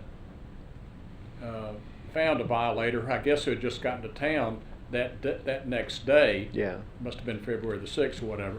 But then he said, I've already heard about the ordinance. Yeah. I mean, so you get that message out there, Mm-hmm. and that message is going to carry Oh, amongst yeah.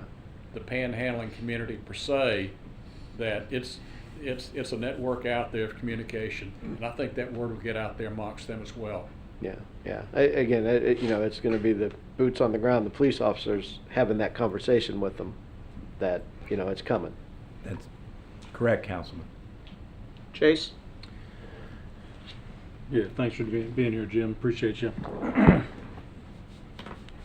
Jim, since the adoption of the ordinance, have you experienced or witnessed or heard of any other panhandling that has taken place within the city limits of Daytona Beach? Some here and there, just a little bit, you know, I mean, sporadic though, I mean, just, but people have called the police though, I mean, and it's been taken care of, you know, I mean, on that.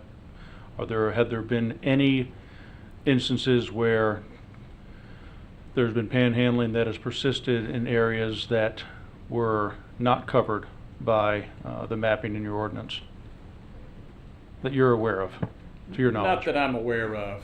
And I say this, I mean, it's like I've told, I mean, when this was going on, okay, it's like I told people that, I was explaining it to my wife, and I said, they can come panhandle on our street. But this ordinance allows, they can panhandle on our street in a residential neighborhood, all they want. But then again, how many cars coming up and down our street? What, 10 a day? It's not worth your while to do that. Or, at certain intersections, I mean, just that you're not going to get that much traffic there. Right. And so that's the key, is that it moves it in to where it's still legal in certain areas, though, but it's just not worth it to spend time in those areas where it is legal. Now's not the good time to judge any, to offer any measurements because of COVID, but prior to COVID, prior to the pandemic, did you see any noticeable change in revenue for businesses and local companies that were impacted prior to the ordinance and then afterwards? You mean like back in February of 2019? When it was when it was when it went enacted. into effect. I mean, prior to all this business that we got now. Correct. Yeah. March of. Yeah. Was there an economic Yeah, no, impact I that you're think, aware of? I think there were some businesses that they did experience. I mean, some of the ones that were hit the hardest. A good case in point was that Krispy Kreme. That, I mean, I think they didn't have to have that security guard there. I mean, come on, so they don't have that expense, there. But then you had some other places at those certain intersections, though, the bad intersections. So I think you saw, like I said, I'm talking with some of their business managers, and their customers had started coming back once they heard about the ordinance, though. Thanks, Jim. You go from Chase, we go to Scott. Jim, great to see you, bud. Yes, sir, Scott. Thanks for being here and everything you do to support the whole greater Daytona regional area. Mm-hmm. I don't really have any questions, but I just do want to make sure you and I get this worked out. Krispy Kreme is not just a donut, Jim. That is a culinary masterpiece phenomenon. So I don't want you to downplay what they sell at that particular You saw the location. box sitting on Cindy's desk back Oh, there, I'm didn't just, you? but Wait, you know, what? that is, in all seriousness, that area there at ISB and Nova, what a huge difference it's made. And you can tell when they stack up and they're so aggressive in those areas, especially like that where they do have to park, they got to get out of the car, and they know they're going to get harassed and approached and scared. I just can't imagine it not having a financial impact on a business like that. So, but I appreciate the time and the examples you've given us tonight. Thanks, Jim. Mm-hmm. And Jonathan. It's good to see you again, sir. Good to see you again, John. I actually don't think I have any questions for you. It's Okay. pretty well said. I've only got one question for you. How'd you get through the whole evening without saying "Roll Tide" one time? It must have been tough. I tell you what, Jim, thanks for coming. Appreciate it. I know the court reporter probably wrote your name down as J-I-M. I know it's J-I-Y-I-M. Jim. Okay. Hey, and I Appreciate look you. forward to seeing y'all more so in the future, though. Yes, sir. Thank you, Jim. Thanks. Thanks, sir. Thank you, Mr. Cameron. Mr. Khan, we are about 2 hours into this, so at this point I'd like to take a 10-minute break. Okay, we have one witness left, really. And I know, but that's going to be another 20 to 30 minutes. no, and no, we've no, been I sitting wasn't here for objecting. 2 hours. I've got to. Thank you. 10 minutes.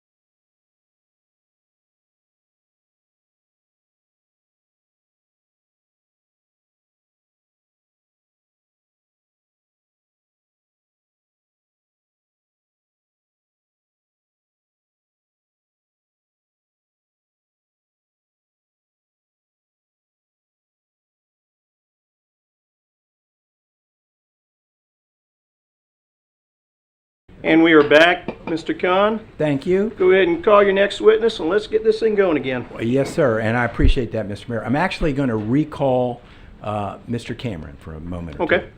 two. Jan? I have to swear in again, or No, sir, I'm you're already sworn in. Okay. Thank you. You have to tell the truth now, Jim, for the rest of your life. You've been sworn in. I mean, that's it. You're done. Okay. I want to ask you a few more questions based on something you said. You had testified earlier that as a part of the ordinance, as you were telling your wife, that that the panhandlers could panhandle in your neighborhood, but there were only 10 cars plus or minus that would come through there. Do you remember that testimony? Okay. I want to ask you some further questions. Now, in the panhandling ordinance, panhandlers can make their money by panhandling near businesses. They just have to stay away 20 feet from any entrances and exits, correct? Ingress, egress, yes. Okay.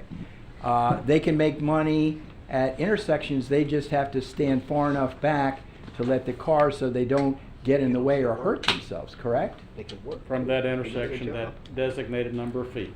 Okay. Yes. So there's a number of the regulation of the provided by the panhandling ordinances doesn't prevent them from, I'll be euphemistic, making their living at panhandling, does it? Okay. They can panhandle near ISB and Nova, near the businesses there. They just have to panhandle at a certain distance away from them, correct? Exactly, from that intersection, yes. Okay. The way the ordinance was presented and discussed from the dais of Daytona Beach, it was clear that the ordinance was meant to protect the rights of panhandlers as well, correct? All rights preserved. And that their speech is constitutionally protected speech, isn't it? Protected speech. Trying to think if there's anything else. So when you were talking about it making a night and day difference, what you were testifying is that from the safety of the panhandlers, as you discussed, in the intersections, as well as the tourists and the business owners and the employees, regulations were really calculated to increase the safety factor of where they panhandle, correct? Yes. It wasn't calculated, was it, to decrease their ability to panhandle? None in the least. And that's why as your recollection is, over 96% of the area of Daytona Beach is still open to panhandling, correct? Yes. And some of that area is near businesses, isn't it? Yes. Near intersections, correct? From that designated spot. Right. Off that spot. Okay. Thank you. I appreciate it, Mr. Cameron. Okay. Okay. Thank you. Thank you. Thanks, Jim. My next witness is Dr. Stephen Miles.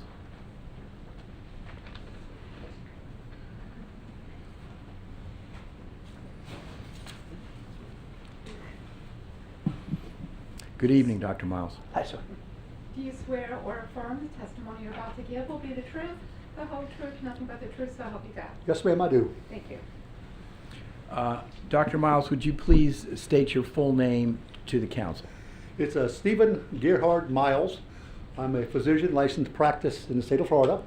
I have a medical practice at 1073 Dunlawton Avenue. We were there when Dunlawton was a 2-lane road. And what sort of medicine do you practice, sir? I'm an interventional and neuroradiologist. I specialize in radiology of the spine and the neural axis. Product of the University of Florida in 1989.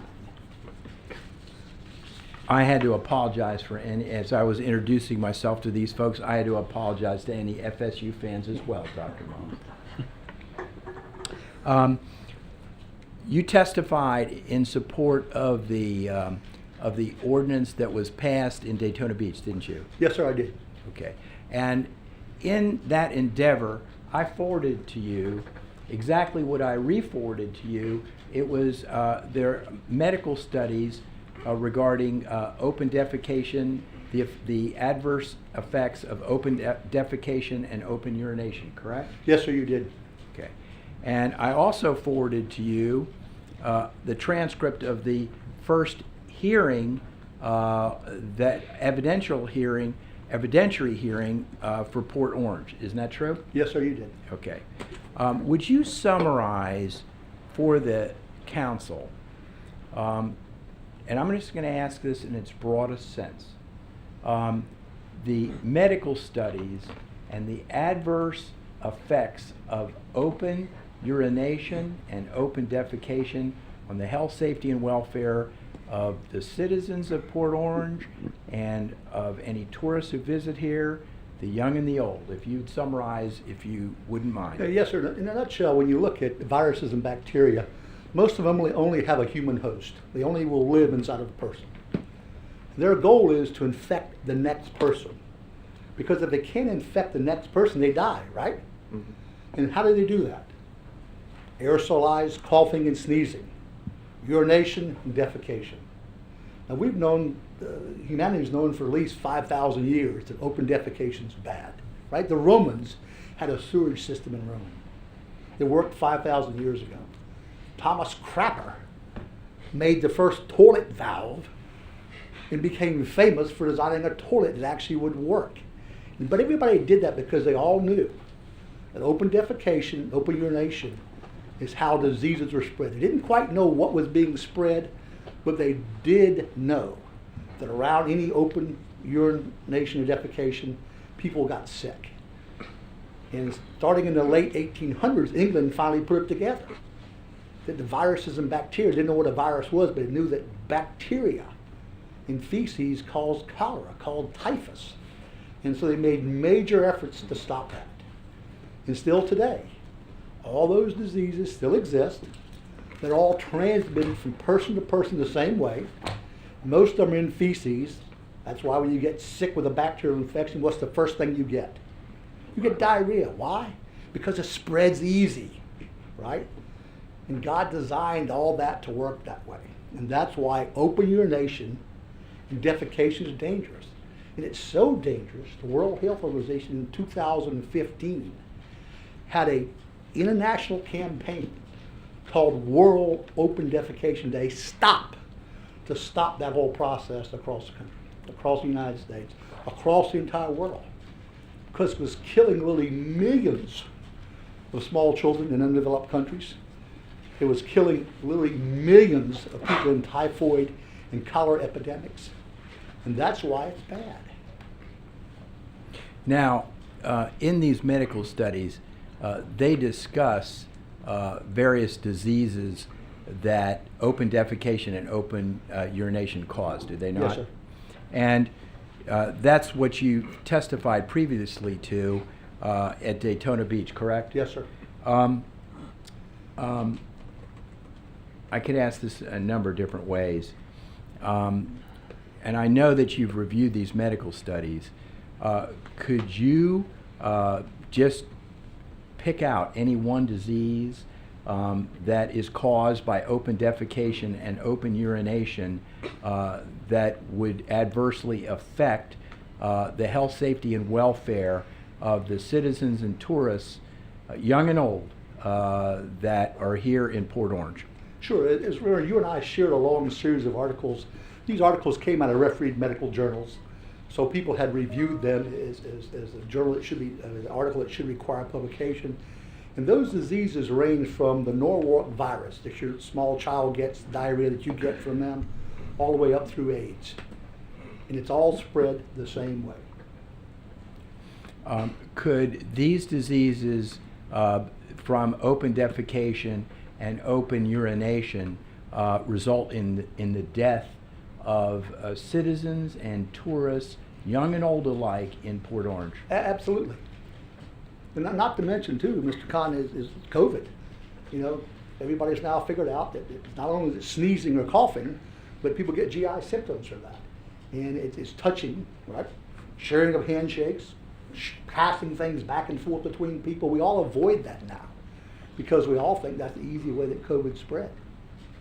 So you're saying that this ordinance, and when you testified previously in support of the Daytona Beach ordinance, that was before COVID, correct? Yes, sir. Yes, Okay. sir. So are you testifying now that since the advent of COVID, which it's with its relationship to emphasis on hygienics, that some of the anecdotes that you've read in the transcript regarding Port Orange, its park and recreation personnel, its police, its fire personnel, that the regulation of panhandling will also mitigate against the spread of COVID, sir? Yes, sir. Okay. Would you please explain that to the council? So a very simple explanation was the bathroom story, right? The bathroom story, right? The individual who has COVID goes into a bathroom and destroys a bathroom, right? Now somebody has to go clean that up. And truthfully, they should be in a hazmat suit. That person was COVID positive. And it's very dangerous. I mean, what we practice now in hospitals, you walk in a hospital, what does everybody have? Full PPE, mask, gloves, face mask. Why? Because those body fluids and secretions are dangerous. They can infect the next person. And that's how, Mr. Khan, that occurs. One second.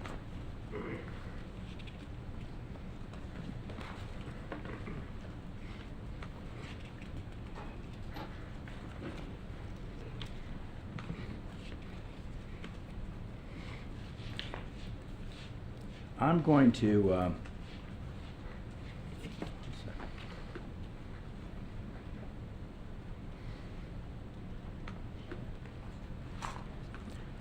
to enter into the record in a second the transcript from the earlier meeting, Tuesday, December the 8th, 2020. But I'm going to paraphrase an anecdote from that transcript and wonder if you recall it and how you can relate it to both the disease and the spread of COVID. There was several park and recreational individuals employed by Port Orange who witnessed known panhandlers openly defecating near benches where children would occupy and families would occupy, and they would go out, as you said in your anecdote regarding the bathroom, and have to clean that up. Okay. Now, thinking of children occupying and families occupying benches where open defecation has occurred, how does that relate to the spread of COVID, and how would regulating it help mitigate the spread of COVID, Dr. Miles? So that's the worst possible scenario, right?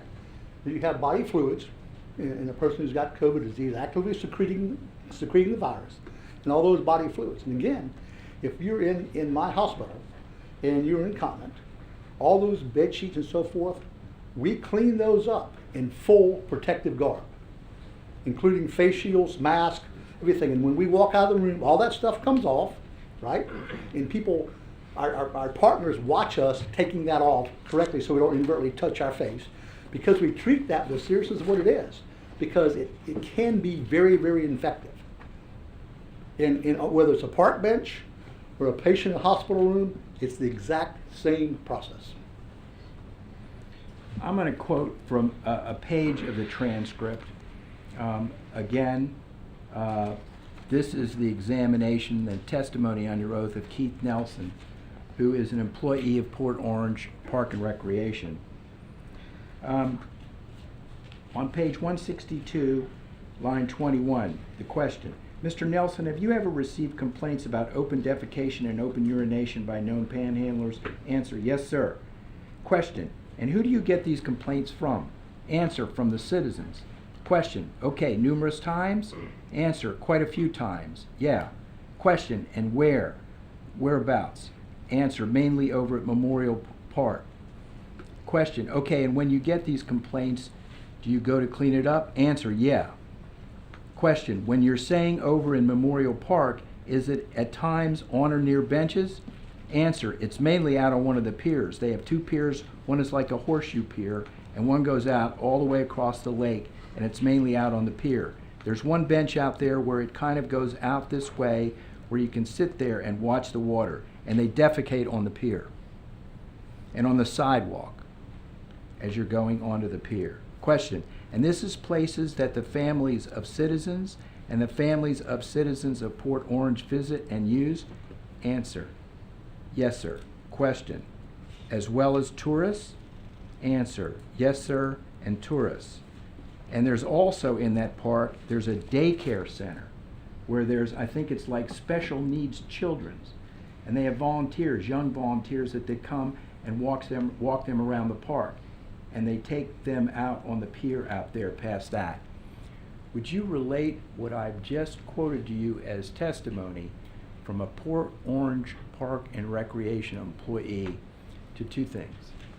One, non-COVID adverse health, safety, and welfare of tourists, children, young and old, citizens of Port Orange, and as super spreader or as spreading COVID, if you would do me that favor, Dr. Miles.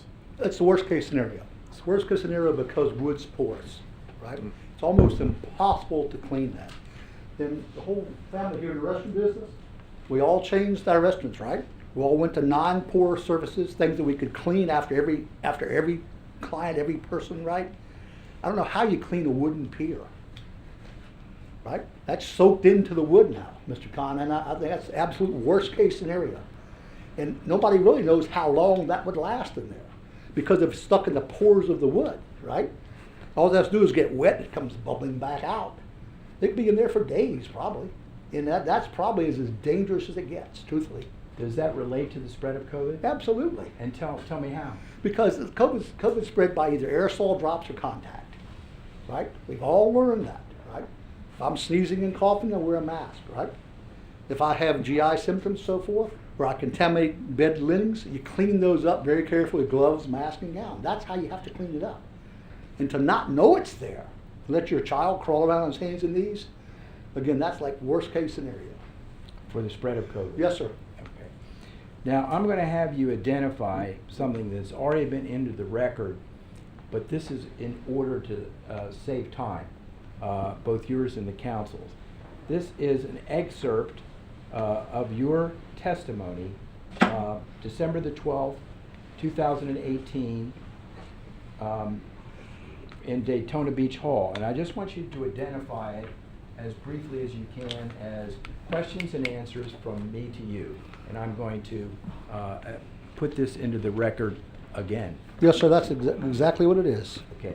Now, in that testimony, is it fair to say that I think you say through notations and notes that you took in review of the medical data that's already been entered into this record, you described in great detail the diseases that would originate with open urination and open defecation and their danger to the health, safety, and welfare of the citizens, and young and old, and tourists visiting Daytona Beach. Is that Yes, fair? sir, that was a voluminous medical record that you and I compiled and put together with myself and Dr. Hinman, your help, and it was voluminous, and it went through the entire spectrum of diseases that are spread enterically, in other words, by feces and urine.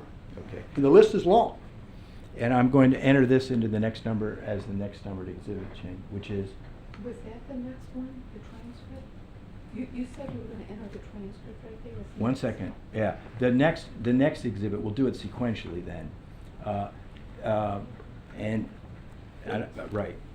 next exhibit is going to be 8, which is the transcript that you reviewed with the anecdotes we shared about Port Orange personnel. Yes, sir.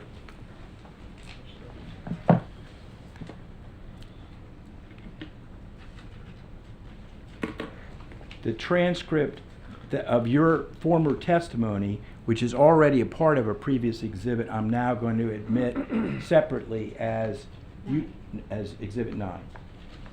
Thank you, sir. I don't have any further questions, but if I were to say that I'm grateful to you, Dr. Miles, on behalf of myself and Port Orange, I would be understating it to an incredible degree, and let me tell you why. For a person of your knowledge, to give up your time to come here tonight, I offer to put you on first because I've given you enough material, but for you to listen to the other anecdotes that you have. Let me ask you a question about that before I let go of you. The business owners, you heard them testify today, correct? Yes, sir. Okay. Anything strike you from their testimony as to the adverse effect of panhandlers and their hygienics on the health, safety, and welfare of the citizens and tourists, young and old, of Port Orange, without COVID and COVID? Anything that they said that struck you? It is, the first thing I noticed, everybody was frustrated by it. Because they understand that it's a risk not only to them, to their employees, to their customers. And it's, right now it's almost an impossible task for them to fight it themselves. I don't have anything further, and I'm going to tender you, and I appreciate it very much, Dr. Miles. Oh, thank you. Thank Port you. Orange has been a beautiful place for me to have a medical practice here for almost 15 years now. Nice. When we start with Scott? I just want to say thanks. Very, very thorough information and explanation, and I want to say thank you very much for community service to come here tonight and do this for us, and I appreciate you being well invested in our city as well, Thank you.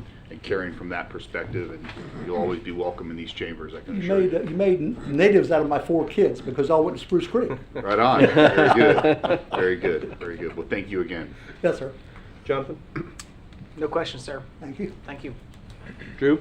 No questions. I just want to echo the thanks. I know you got better things to do, and family and work and career and everything. Appreciate you choosing to be in Port Orange, and appreciate you being here, and thank you for the education with your medical sir. knowledge. Dad was a farmer. You always learn with a farmer, you leave the land a little bit better. There you go. Right, for those who follow after. Yes, sir. Yes, sir. And if we all do that, right, it just gets better and better. True. Love it. Yep. Chase? No questions. Thank you for being here. Your testimony was very compelling and spoke for itself. Thank you, sir. You're welcome. Pleasure, Yes, Dr. sir. Miles. Thank you Wait a very second. much. You did it Oh, to I'm me. sorry, I did it again. I keep on doing that to you, Mr. Mayor. Don't take it personally. I'm not going to take it Thank you. personally.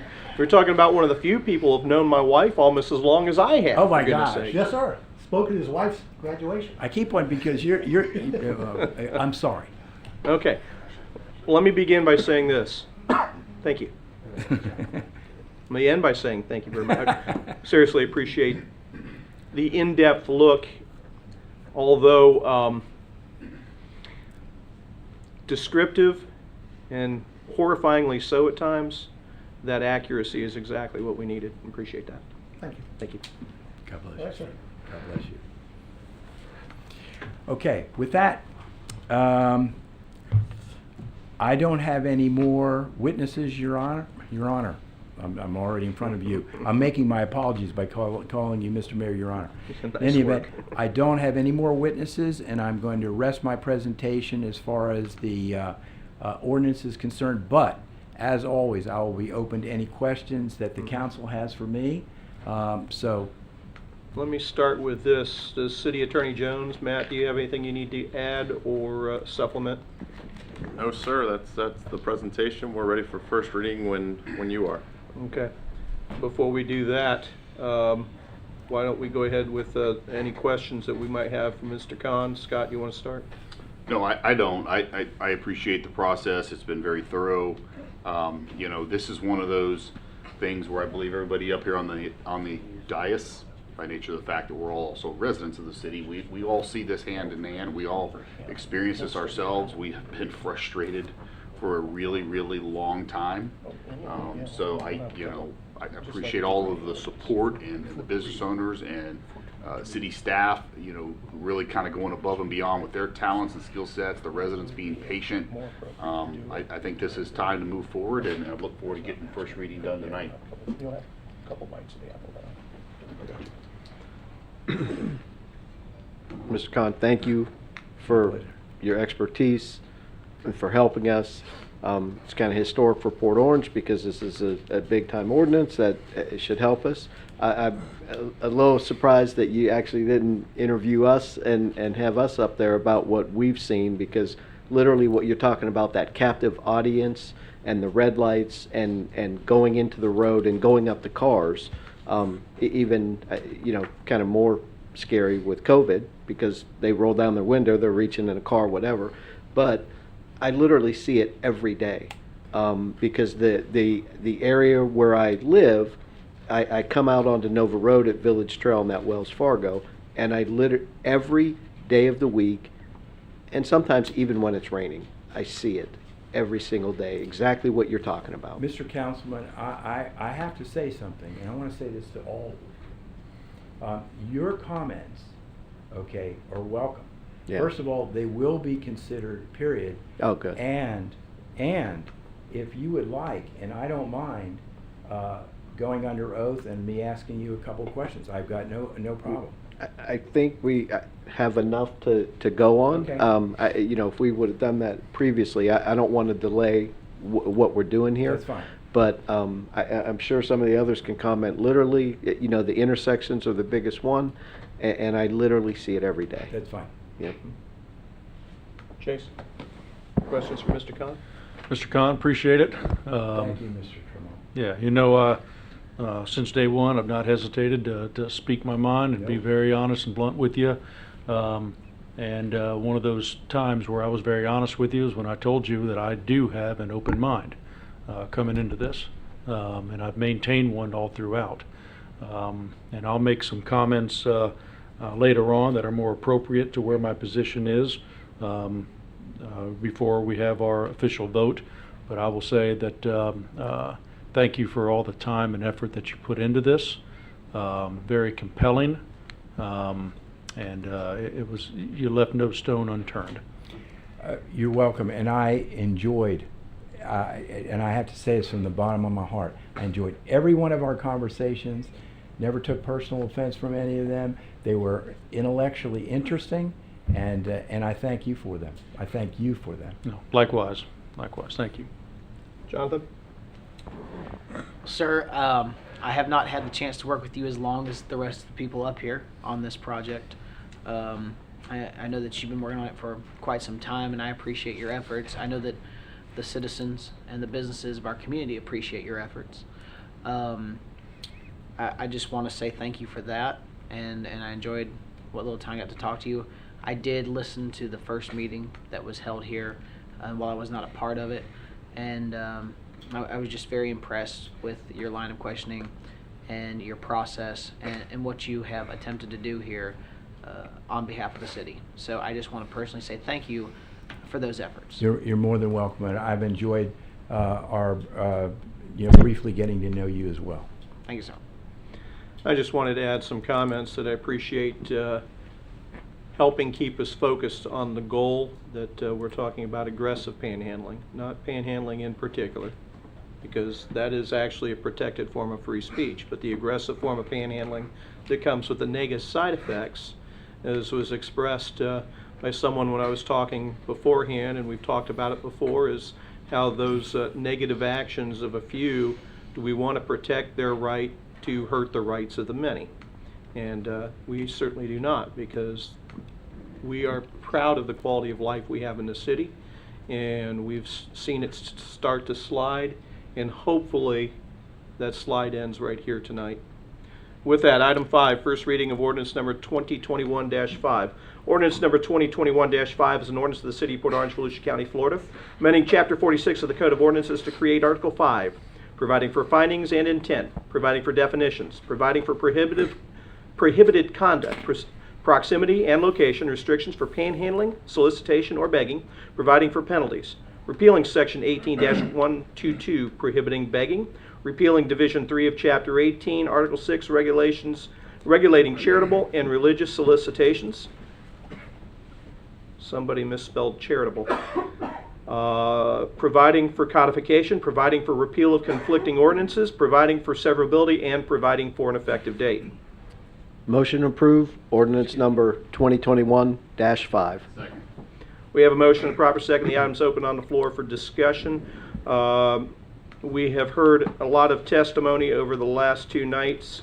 At this point, as we do on any time with an ordinance council right now, we don't necessarily have to go through testimony and rehash what we've already talked about, but we have our own opinions, we have our own questions, and this would be the time to express those opinions or questions, and question staff and question Mr. Khan if you'd care to do so. Jonathan, I'm going to put the big hat on you first. That's There fine. you go.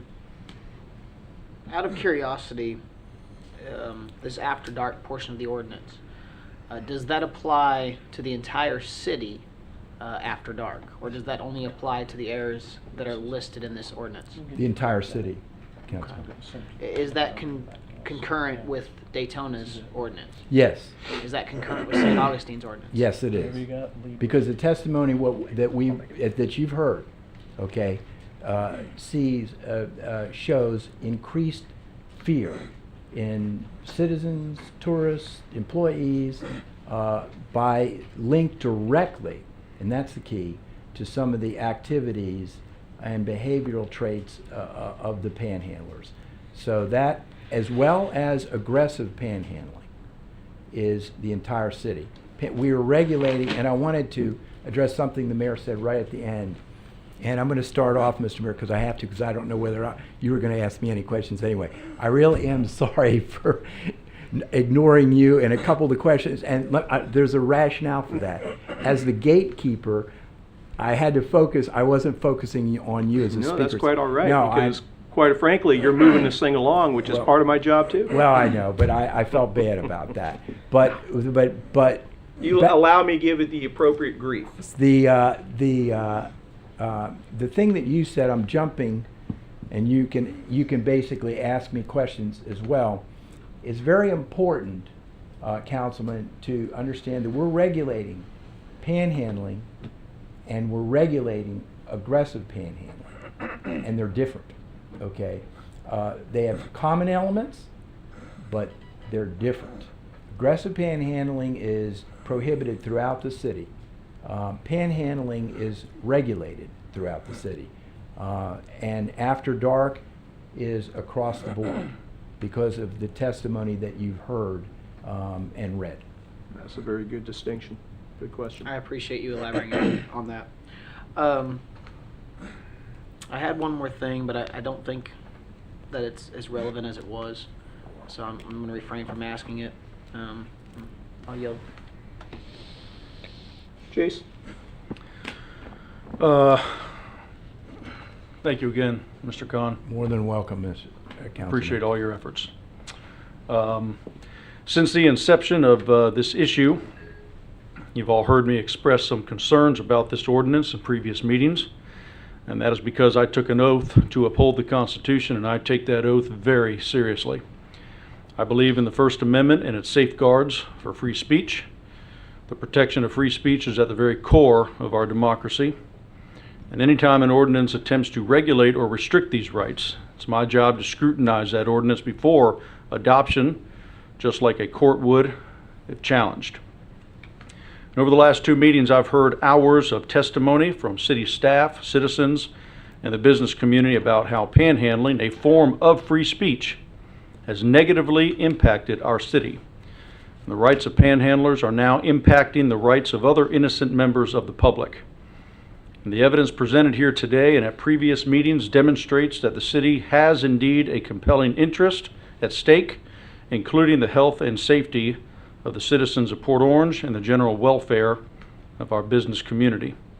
This ordinance does indeed strike a balance between the rights of a panhandler to peacefully solicit alms and the city's duty to protect the health, safety, and wellness of its residents. I have to trust the legal counsel that's been given on these very complex constitutional issues. We brought in an exceptional expert in constitutional law with over 30 years of experience to help us navigate these issues, and I'm satisfied with the solution that is being presented tonight. Public safety has been and will continue to be our #1 priority as a council. No resident should ever have to fear walking down a sidewalk, going to the grocery store, or enjoying one of our parks. Not here in Port Orange. I've received countless complaints about the harassment, intimidation, and fear used by panhandlers on some of our most vulnerable citizens. I cannot and will not stand idly by while this goes on in our city. This ends tonight. I emphatically support this ordinance moving forward. Thank you. Drew? I don't have anything else. Scott? I don't have any questions, Mr. Khan. Just comments to share with the dais. You know, the other night we were reviewing the vision of our city and also reviewing what the residents expect from us based on our past surveys that we get from our residents, and public safety is consistently number one year after year after year after year. I don't ever think that they expect that to change. This is not only something that a lot of us look at and say it's unsightly. We don't like the aesthetic look. We don't like the uncomfortableness of being approached by somebody asking for money. All those factors, but there is absolutely a public safety element here. And as that being a number one priority, not only from the dais, but from our residents, I think we walk hand in hand with residents that have an expectation for this council to take action.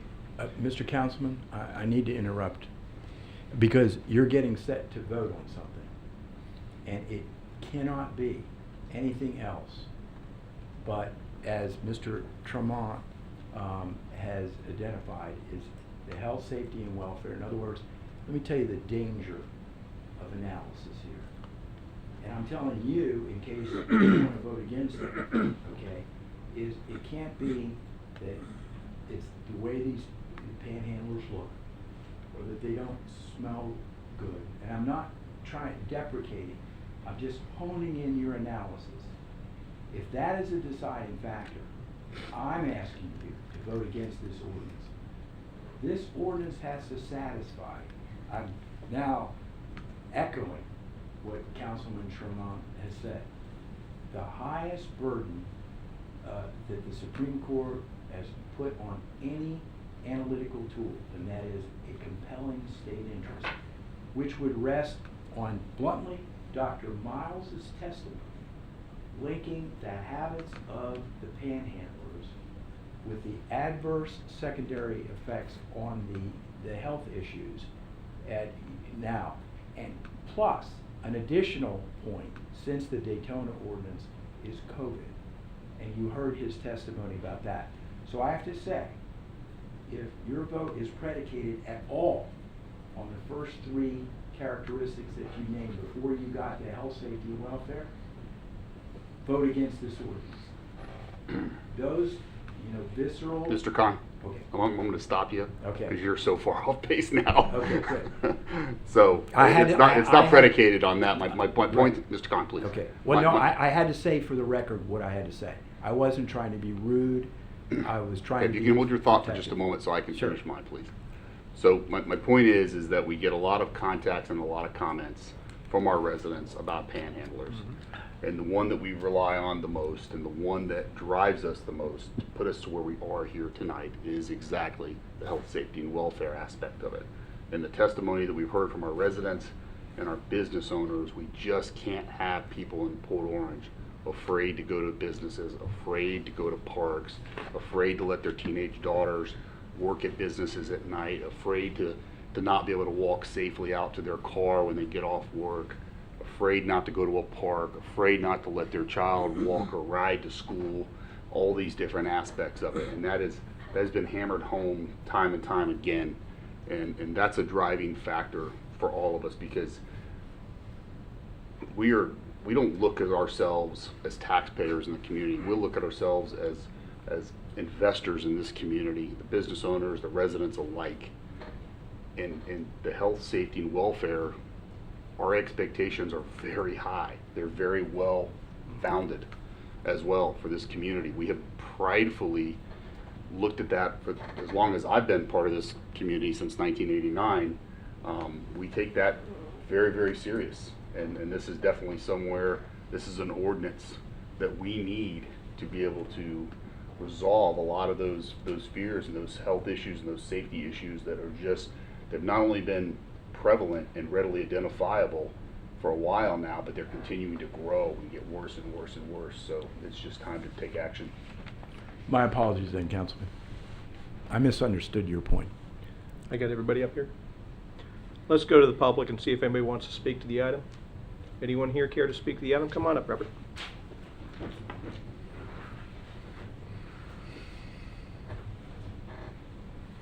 Robert, why don't you come over here? Mr. Khan, you can step back if you don't mind. Not at all.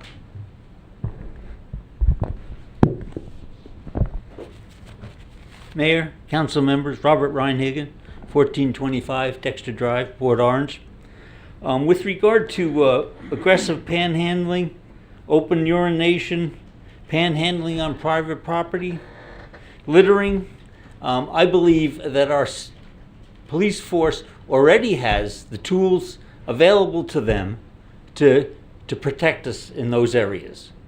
And it's a matter of people standing up and calling the police and letting them know that they're being harassed or they're on public property or private property rather. And it takes a police department that's ready to respond. And I know it's going to be labor intensive for the police department to be responding when these things happen, but they need to be doing it.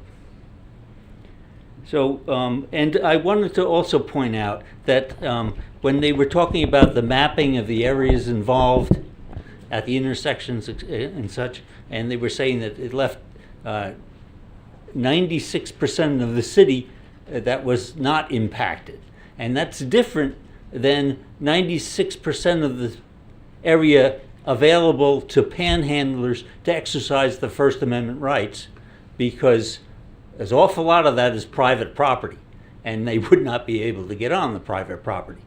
And to be honest, this sort of reminds me of telling anti-war protesters that they can protest all they want as long as they go out in that corral out in the back 40 acres and do it.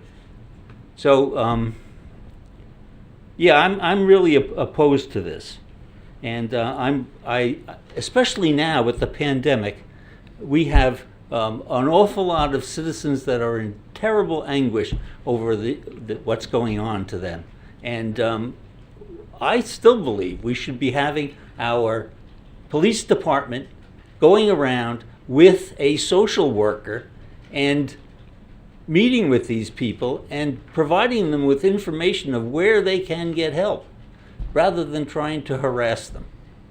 Thank you. Thanks, Robert. Anyone else care to speak to the item? Public participation is now closed. It comes back to council. Final comments, council. Scott, I see you ready. Just two comments real quick. One for Matt. There's nothing in the ordinance that prohibits somebody from asking private property owners for permission to panhandle on their property, correct? Absolutely not. Okay.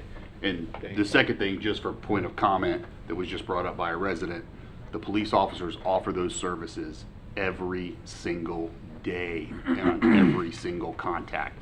And that must be some kind of a misconception, because they want them to take advantage of those services, and so does the council. So I just want to clarify that occurs with every contact. That I'm confident of. And I want to apologize to you, Mr. Okay. Councilman. No, I want to, because I misunderstood your point, and I just had to say, well, No problem. thank you. Sometimes Scott goes in a roundabout way. Are you done? I'm good. Okay. Drew? I'm good. You had a lot to say. You got anything else to add? No, but just to echo, and I appreciate Scott bringing those two critical points out. Those were important to highlight just now. Thanks. Jonathan, you want to put a bow on it? Good job by Scott on that. And you know, I'm just going to add this. I am not a person who is well versed in how to practice First Amendment law. That is your job, and I'm trusting you, and I'm trusting the information you have laid out before us all. I think you've been thorough, and I appreciate your hard work, and I'm putting my confidence in you here. I appreciate that, and I think that the double, the second kind of component of that, and what you heard your own citizens say. Because me telling you what the law is, if that evidence did not come forth to make you comfortable, then then this ordinance shouldn't be passed. It's the testimony, and very particularly that as well of all the citizens, all the business owners, and Dr. Miles is the most important thing. But I appreciate your trust. Well, you were instrumental in getting those testimonies. I appreciate and that. so Thank that's you. a credit to you. Thank you. I just want to say, first of all, in many ways, this is, we know that this is not a cure-all for everything. We very smartly, I think, put into the ordinance section 4667 under intent. The first line of it says, the purpose and intent of this article is to recognize the constitutional right of persons to panhandle. And the reason why that's there is the constitutional right is recognized for the activity. The constitutional right to engage in the negative and bad behaviors that we've heard approximately 6 hours of testimony about is not acceptable. I feel like we have a duty to protect the rights and the quality of life of the citizens of this city, which we have a very, very high standard for. That's what we were elected to do. There are times when we may disagree about how to go about doing that, but I think all 5 of us are in unison that that is the ultimate goal. And that is the reason why I've supported this from the very beginning when we started talking about it, Matt, when you and I had conversations last year. We have a lot of people that we can help by doing this. Bless you. And while we are targeting those negative behaviors, that doesn't mean that we can't help where help is due. I was on radio this afternoon talking about this a little bit, and one of the things, one of the individuals that was on before me was the Halifax Urban Ministries, the president of that organization. You know, when you give to an organization like that, I know when you see the person in front of you, sometimes your heart goes out, and I understand that. You may or may not know what's going on. When you give to an organization like that, you're giving dollars where all of those dollars are going to help many people. Whereas you give dollars to one individual in front of you, and you don't know whether it's going to what they need or whether it's going to support those bad habits. There is help out there. So I would encourage, even though that we're passing this ordinance tonight, hopefully, and we still have second reading to go, even though that's the case, we're addressing one problem. This is our role as government to help with that. We have one of the kindest, gentlest populations of any city in Volusia County. I'm asking you all, help from the other side of it as well. I can't do this as a government. It's up to our citizens. Let's remember the Halifax Urban Ministries. Let's remember the food banks at Grace Episcopal. Help the Salvation Army. Help the organizations that you know that can help and go the furthest. That is separate from what we're doing tonight, but I am asking you all to do that. With that, let's call the roll. Councilmember Foley, Yes. Councilmember Tremont, Yes. Councilmember Stiltner. Yes. Vice Mayor Bastian. Yes. Mayor Burnett. Yes, 5-0. Any other business come before us this evening?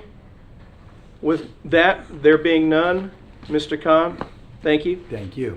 Matthew, City Attorney Jones, this is one of the biggest projects that you've been working on for quite a while. Thank you for your hard work. Dr. Miles, thank you. Jim, thank you. Oh my goodness. Julie, thank you. Tracy, thank you. David, thank you. Shan, thank you. All our employees from the first. This has been a group project to get this done, and now it's going to be a group project to implement it. We still have second reading to go, and if I forgot to thank somebody, consider yourself thanked. There's an awful lot of people with that. Do we have a schedule date for the second reading? February 9th, 5:30. February 9th, special meeting has been called, 5:30, and we will see you then. Have a good night, everybody. Thank you. See you then.